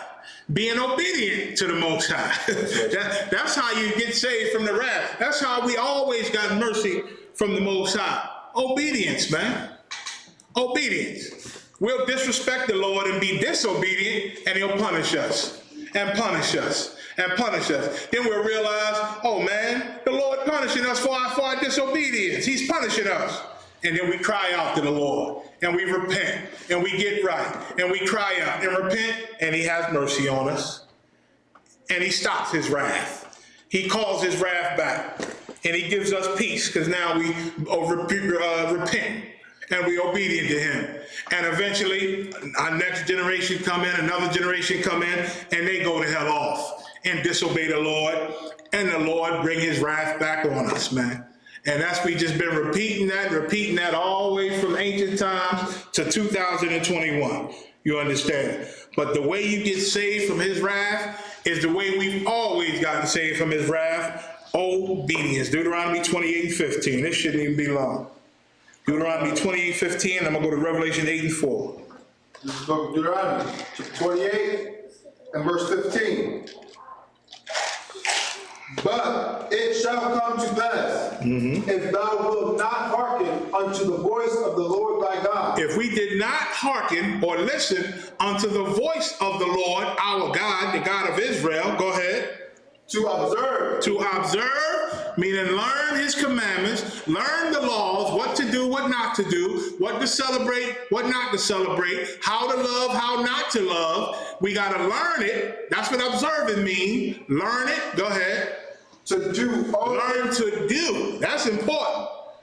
Those little two words, to do. We have to observe to do. All what? All his commandments. We have to observe to do all of his commandments. So don't just know about them. We got to know about them, learn about them, and then do them, man. It's not hard to do. Scriptures say his commandments are not grievous, man. It's not hard to do the laws, to obey the laws, man. We have to observe to do them. Be obedient. Read. And his statutes. And his statutes. Go ahead. Which I command thee this day. Good. Go to Revelation 18:4. We got to do. We got to do these commandments, man. He said, I ain't let God finish, but he said, we better observe to do, because if not, curses was going to come upon us. That wrath you talking about, that's one of the many, many curses. That's one of the many curses. And if we want to avoid that wrath and these curses, we better be obedient. Go ahead, Revelation 18:4. This is book of Revelation, 18 and verse 4. And I heard another voice from heaven say, come out of her, my people. Come out of who? Her. America. Modern day Egypt. Modern day Babylon. Come out of her. Come out of the ways of this place. Come out of the customs of this place. It's like going into a woman. I think Mahaman talked about this the other day. It's like going into a woman. The Lord is saying, come out of her. Stop having sex with her. Stop being married to this place. Stop being united to this place, man. You got no commitment to America, man. The only commitment in this place we got is to each other and raising up the Israelites under Christ, man. In the ISUPK. That's our only commitment. The Lord told you that's your duty. That's the whole duty of man. Right. Everything else is just side games and side pieces and side things to occupy time as we do this work of the Lord. until our king comes. Go ahead. That ye be not partakers of her sin. Because if we don't come out of America, we don't take our love and our spirit, guess what? That judge that hugged Amy Geiger, she's in America. She's in America. She better come out of America. That bailiff is in America. Boheme Jean, his brother is in America, man. It's in America, and they need to come out of America spiritually. You understand? Read. So that what? Come out of America for what? Why? That ye be not partakers of her sins. So that we don't be partakers of the sins of America. Can I get another water? You die? What? So that we don't become partakers in the sins of America, man. That was an absolute travesty to her people for that black judge to hug this white convicted murderer of her brother, man. It's a shame for the brother who was murdered. His own black biological brother hugged this convicted murderer of her brother, of his own biological brother. You understand? That bailiff stroked the hair and gave compassion and love and tenderness to the white woman who was convicted of murdering their black brother, man.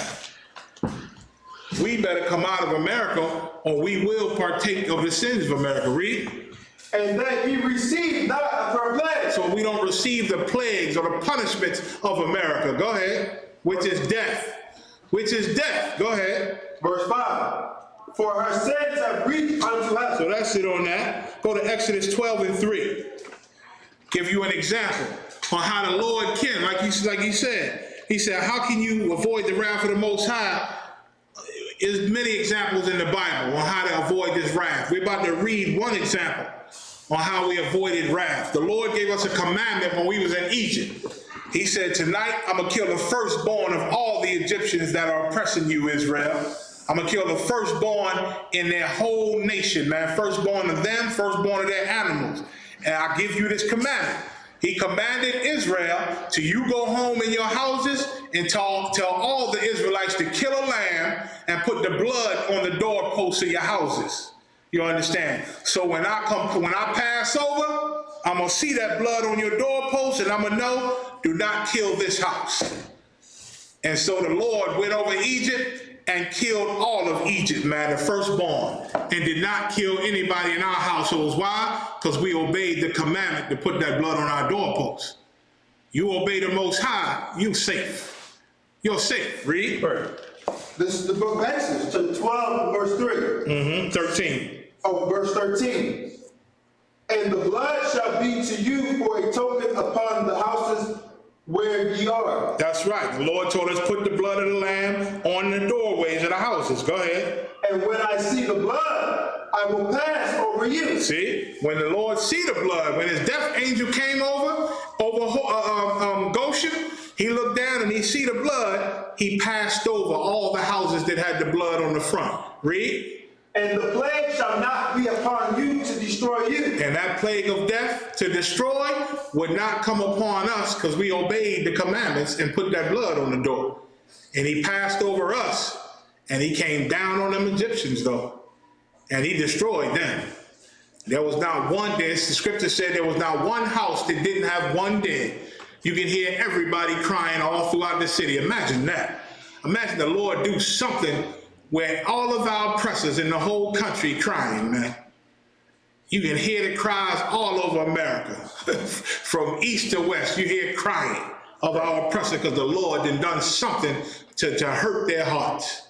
Right. That's it on 13? A little more, sir. Go ahead. When I smite the land of Egypt. Damn right. The Lord smote the land of Egypt. So God ain't never been all love. He killed the Egyptians and passed over us. And he can do that right now in 2021, man. If we obeying him, he can pass over us and destroy all of our enemies. Go to Jeremiah 7:25.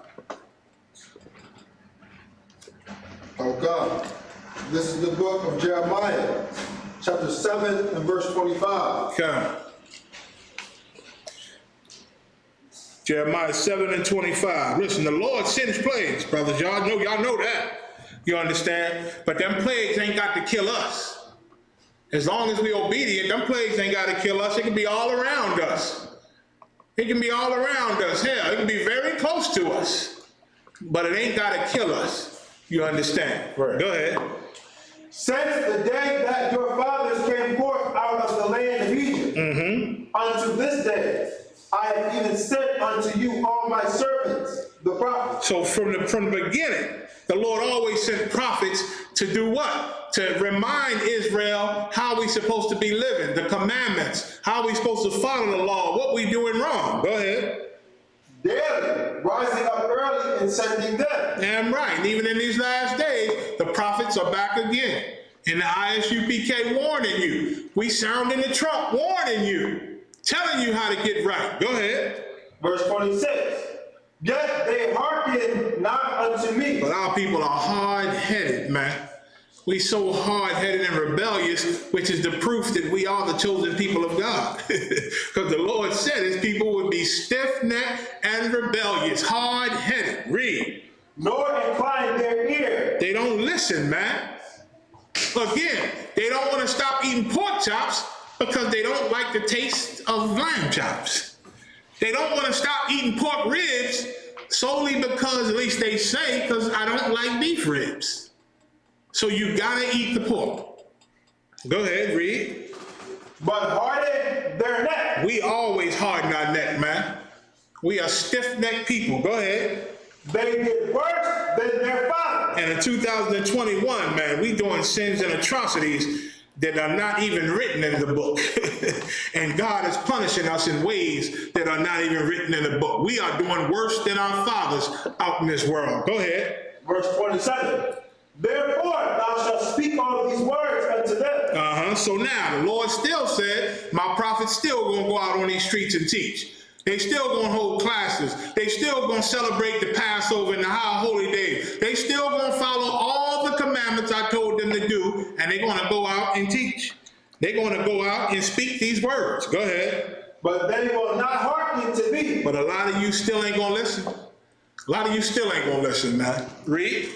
Thou shalt also call unto them, but they will not answer thee. Like why would we don't expect everybody to listen to us? Because we saying the word of God, and our people always is rebellious against the word of God. Why? Because Satan is very convincing.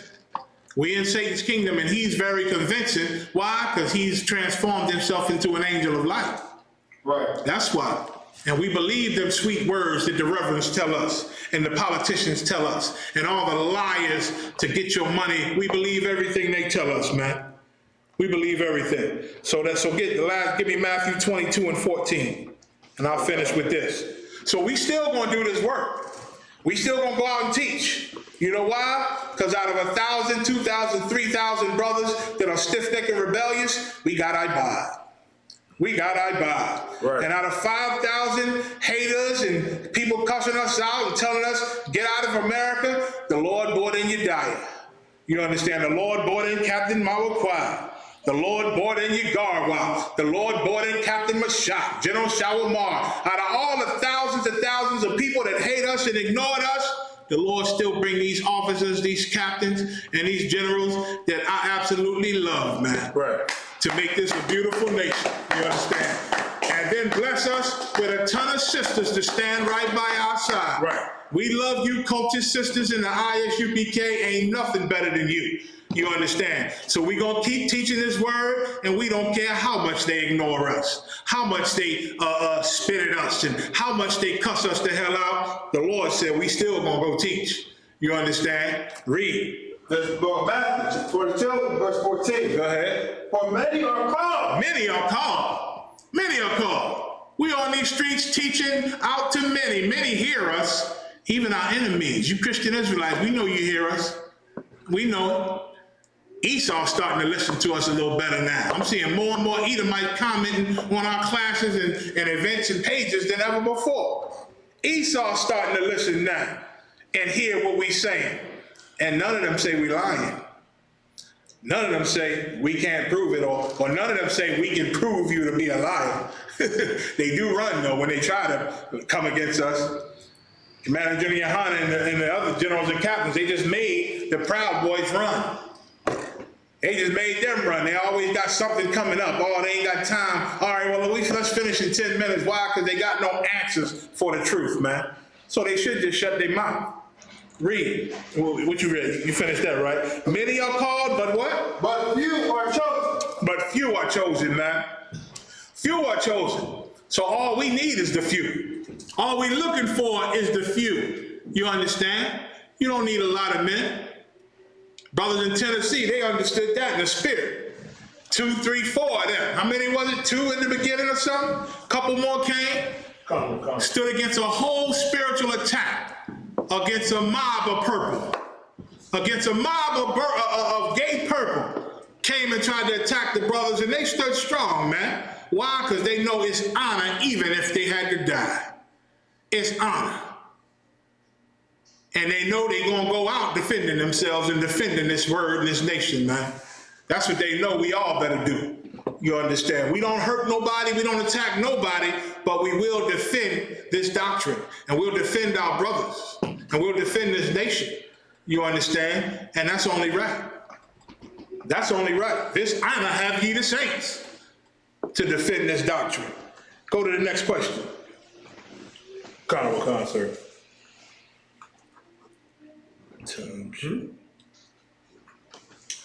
Why were white people created? That's a good question. I hear this maybe every 10 years, every 5, 7 years. Why did God create the white man? Well, you're gonna find out. Give me Judges 2 and 21. There's several reasons that the Lord created this thing called the white man. He created our oppressor. You understand? One reason he created them to prove us. You understand? To have us earn his respect back because of our disobedience, because he knew we would become a disobedient people. So he needed a way to bring us back. He loved us and gave us mercy and gave us a chance, but he also had a tempter out there to try to distract you and pull you away and to punish. You understand? So one thing he wanted us to earn. He wanted to earn his help. You understand? Knowing that we disobeyed him and now we need his help again. We need the Most High to protect us. That's one thing. Let's get that first. Judges 2 and 21. This is the book of Judges, chapter 2 and verse 21. I also will not henceforth drive out any from before them. You hear what the Lord said? I will not. The Lord said, I will not henceforth drive out any from before them. Go ahead. Of the nations which Joshua left when he died. So this is back then. The Lord said, I'm not going to get rid of their enemies. I'm not going to get rid of those nations that fought against Joshua. I'm not going to do it. Read. Verse 22. That through them I may... That through them, through these nations, through these heathens, the white man, the Chinese, all those that oppress us, all those that help our oppressors oppress us, the Lord said, through them I may what? Prove Israel. I may prove Israel. Read. Whether they will keep the way of the Lord to walk therein. Go ahead. As their fathers did, keep it or not. The Lord want to know whether you're going to stand with him or not. Whether you're going to continue to be disobedient and join a religion or be part of America or be part of this world, or you're going to stand with him. You're going to get in this ISUPK and get the fire and get the real spirit of the Lord. You understand? He proven Israel. Go ahead. Verse 23. Therefore, the Lord left those nations. So that's it. So the Lord left those nations during that time, and he's doing the same thing now. He been doing the same thing throughout time. He just stepped back and take his protection from us, and he allowed those nations to live. And he allowed those nations to oppress us. And they, in their evil, take full advantage of it, man. While they got the time, while the Lord is letting them do it, not stopping them, they go all out, man, to hurt us. They go all out to hurt us. Why? Because the Lord want to see if we're going to stand with him or not. Just like he said. He want to know if we're going to roll with him. Give me Revelation 4 and 11. He going to know whether we're going to roll with him or not. Or not. Revelation 4 and 11. Then I'm going to get Proverbs 16 and 4. Whenever you get it. Oh God. And the Most High created everything in his perfect way, the way he wanted things to be. You understand? He wanted an obedient, chosen people. But he knew we was in the flesh, and he knew the flesh is tempted, and he knew this, and he knew that he had to create a perfect tempter to test us. He had to create the perfect punishment for us when we're bad, like any good father. He wanted the perfect punishment, and he created that when he created a baby called Esau and all of his children after him. He created this so-called white man, our oppressor, these Edomites, to prove us. He created them to be the perfect punishment to us, the most gifted punishment, the most gifted villain on this earth, man. Go ahead. This is the book of Revelation, chapter 4 and verse 11. Thou art worthy, O Lord, to receive glory and honor and power. And we should give the Most High all of his glory, man, and honor him, and acknowledge that he is the only power. Go ahead. For thou hast created all things. He created everything, even our oppressor, the white man. Go ahead. And for thy pleasure they are and were created. Proverbs 16:4. And for his pleasure, meaning it pleased him because it was a perfect creation. A perfect creation of evil that he created for the day of evil. Like the scripture tell you, man. A perfect creation. Read. This book of Proverbs, chapter 16 and verse 4. Go ahead. The Lord hath made all things for himself. Like he did it because it was perfect to do it. It was perfect. After America, we ain't never going to want to disobey the Most High again. After America, we're going to look back and say, whew, I never want to go through that again. And you're going to teach your children, and you're going to teach them so good and hard, they're going to teach their children, and we're going to keep this thing going forever. You understand? We ain't never going to disobey the Most High again. Why? Because we done been punished with the perfect punishment. And he is called the Caucasian race. Read.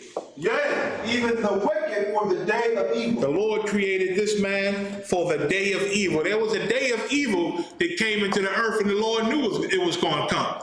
When did the day of evil come? When Israel disobeyed the Most High. When Adam ate of the fruit of the knowledge of good and evil, man. That's when the day of evil came into the earth. That's when people found out what evil was. That's what generations after generations, even when we do right, we start to fall off and do evil, man.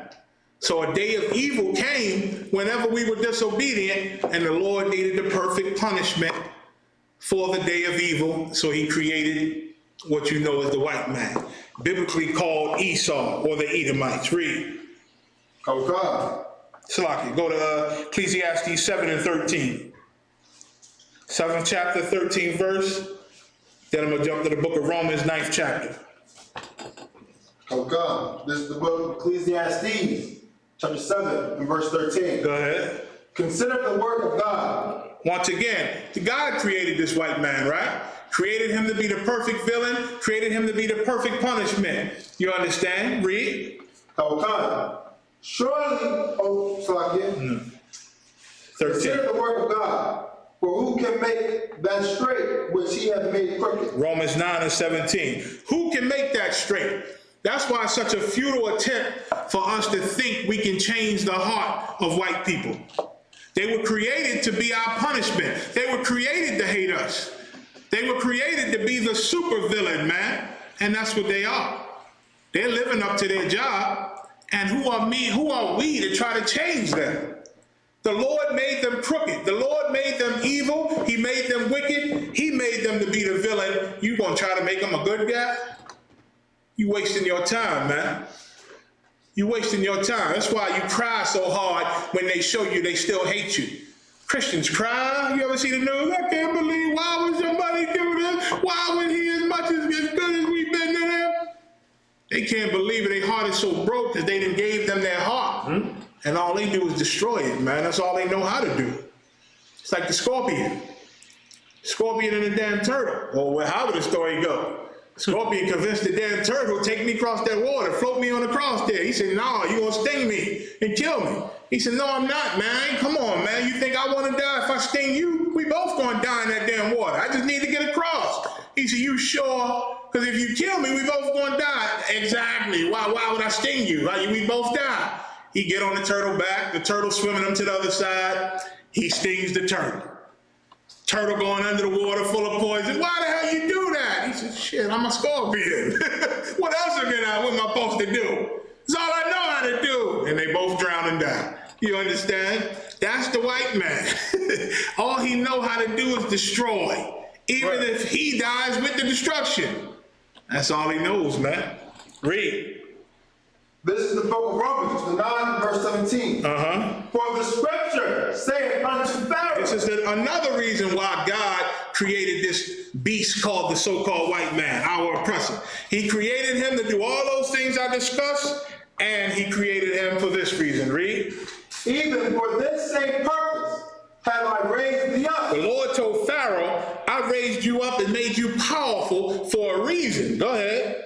That I might shew my power in thee. That I might show my power in thee. Go ahead. And that my name might be declared throughout all the earth. Listen, America is modern day Egypt.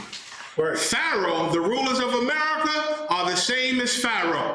And God let Pharaoh and Egypt get great and powerful just so when God destroys them, the world will say, whoa, that God of Israel destroyed that powerhouse called Egypt. He destroyed Pharaoh.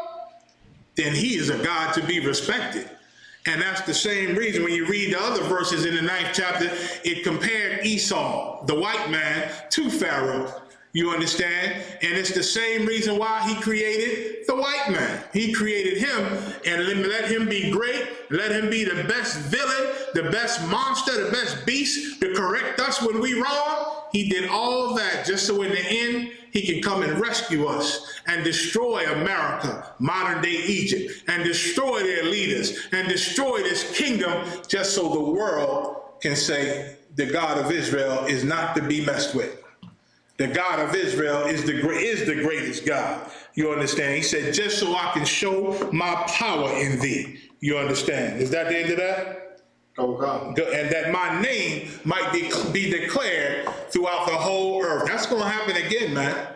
That's going to happen again. Scripture saying in Jeremiah, the Lord who is known for delivering the children of Israel out of the land of Egypt, he ain't gonna be known for that no more. He gonna be known for delivering the children of Israel out of the land of the north, man. That's Bible prophecy.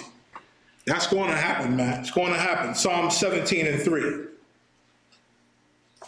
Oh, God. Psalm 17 and 3. So he created this beast for a few different reasons, man. And he created the perfect beast, the perfect monster, the perfect villain to teach us a lesson.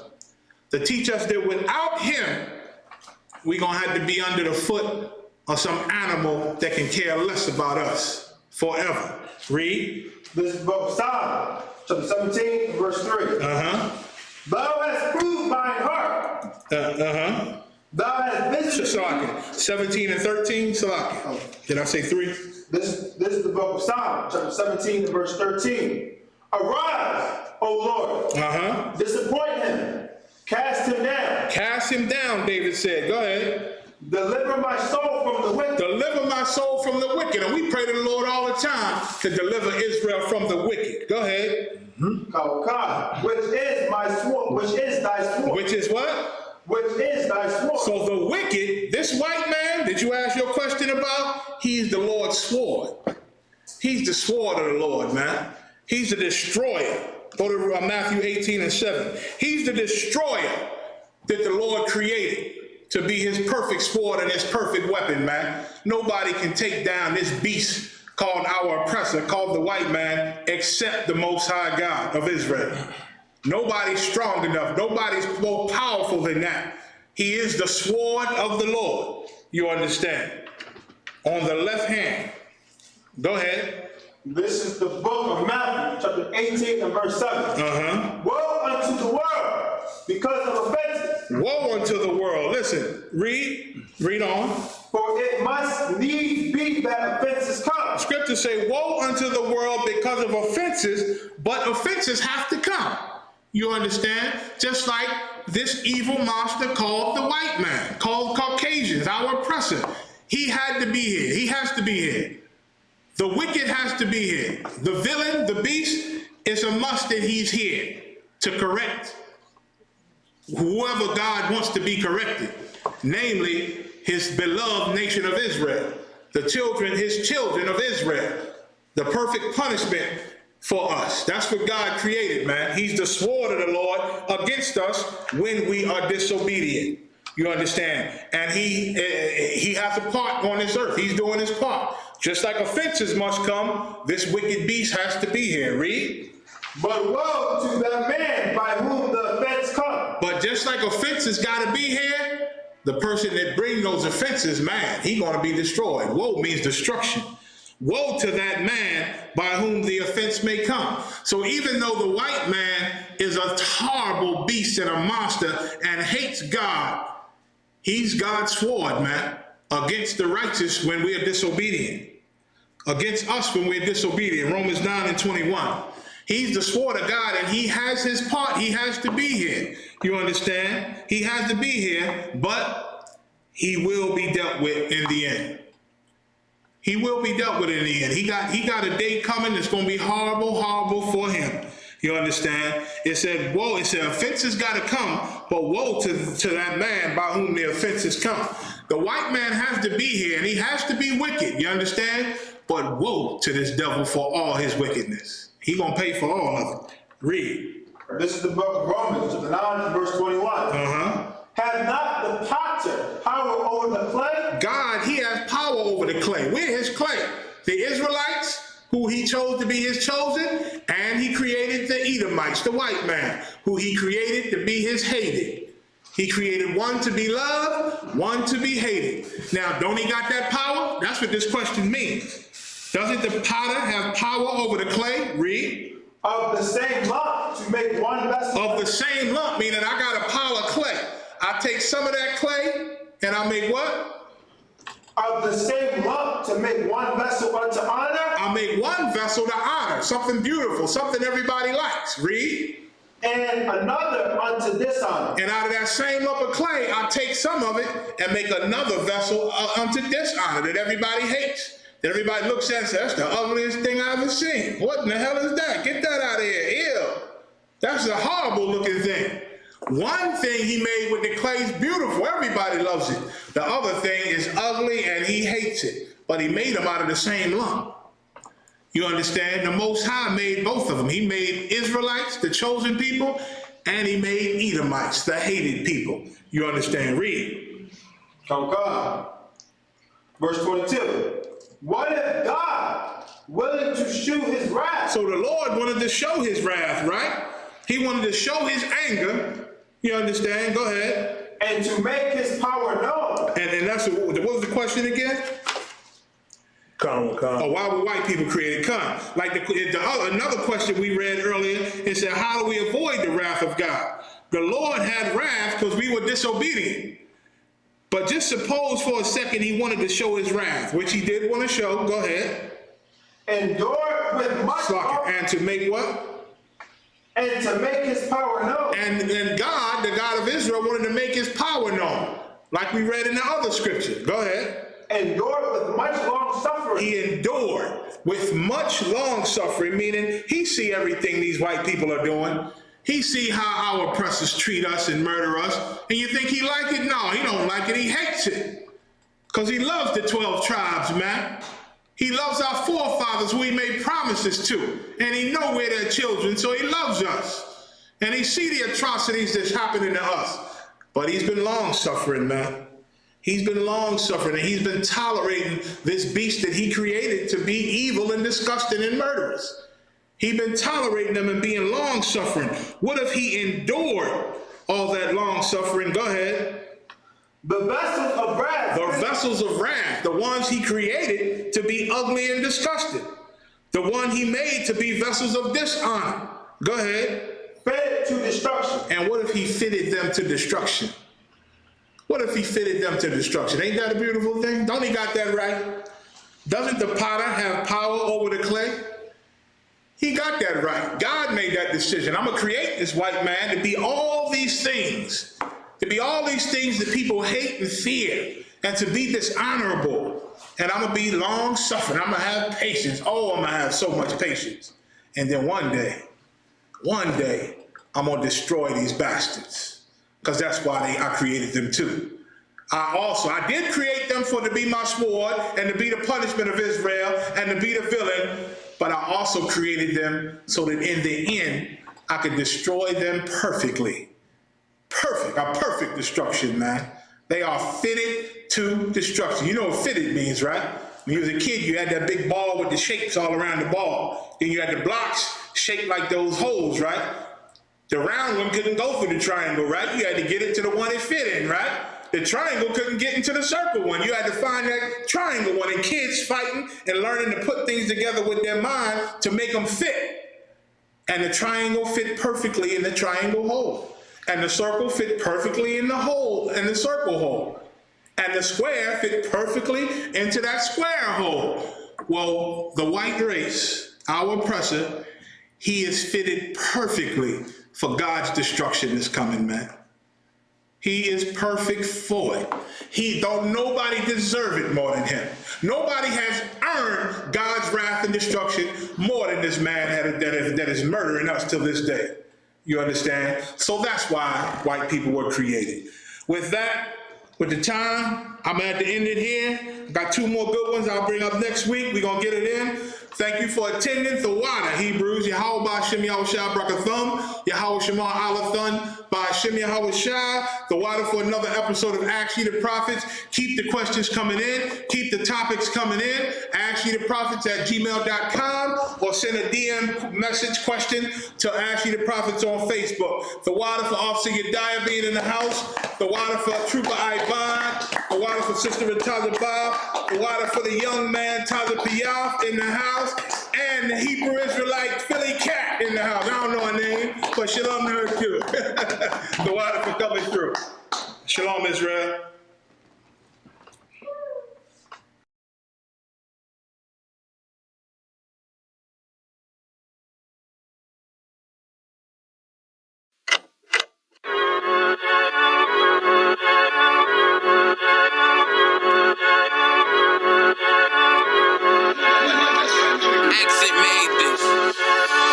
They say they wanna hear that raw shit. These niggas claiming that they bullshit. These niggas better move and coach shit. Cause if they make the wrong move, it coach shit. You see me, they like, ooh, keep on stopping. I'm on my way up and they ain't gon' stop it. They say they wanna hear that raw shit. Coming up, I'm about to bullshit. They see me, they like, ooh, keep on stopping. I'm on my body, real niggas right beside me. Damn right, I brought my army, going up like a rocket, and can't nobody stop me. These niggas garbage, so watch your mouth, boy. Coming all black, slithering house, call me mouth, boy. I'm off the hip like a cowboy. I'm a king, you should bow, boy. Shorty like that, man, you cut up. Nothing I can handle. 144 in the booth, going Rambo. Niggas do you dirty like a stick in a bando. That's why I play the corner like a bum with a banjo. I'ma lead by example. Ooh, Kimo Sabe got this bitch off the hand. Got the juice, got the drip. About to hit the bitch with the salt. It ain't rap, it's assault. Can't taste a bitch unless you with the coke. They say they wanna hear that raw shit. These niggas claiming that they bullshit. These niggas better move and coach shit. Cause if they make the wrong move, it coach shit. You see me, they like, ooh, Kimo Sabe. I'm on my way up and they ain't gon' stop it. They say they wanna hear that raw shit. Coming up, I'm about to bullshit. I do it how a veteran be. You better than me. I'm Reggie at the edge of the key. It's all money, no honey. Think you settle and see. You locked up, fucked up, and it's back to the streets. It's One West. You can check the residency. I reside where soldiers died on the soles of their feet. Cause there's death before designer. Ain't no coward in me. Cause I'm cold as a bitch's shoulder. You ain't calling a week. Get the cooking on this beat. Hope you like it well done. Got them killers rolling with me and they all red rum, red rum, red rum. Got you fuckers scared some. Get the banging on this beat till my fucking head numb. Black Glock, red drums, black and yellow Air Ones. Homie, you ain't got a vest. I suggest you wear one. Told these niggas we was going up. They was doing a lot of talking. Now these niggas ain't saying shit. Feeling like a legend in this shit. Lil nigga, I'm past veteran. Never feeling third. Lil nigga, I'm past second. Guns, I got gotta have 'em all like Ash Ketchum. Shotty break a nigga ribs up like his wife left him. We all steppin', kill you with kindness cause I'm dead nice. That 5'7" put you 6 feet, not talking height. That judge giving out 5, but you doing life. These hands are rude GPS, a mean right. That's mean right, we build different, you know the vibes. And we stamped it authentic, we notarized. I keep a 144 because I know a kind. Noah's Ark, you know I'm with animals when we flowin' by. We back again, no cap, when I'm with Cap again. Yeah, they say they want smoke until we matching them. Everything righteous, so you know when we get back at them, you get hit up with a K, but no acronym. They say they wanna hear that raw shit. These niggas claiming that they bullshit. These niggas better move and coach shit. Cause if they make the wrong move, it coach shit. You see me, they like, ooh, keep on stopping. I'm on my way up and they ain't gon' stop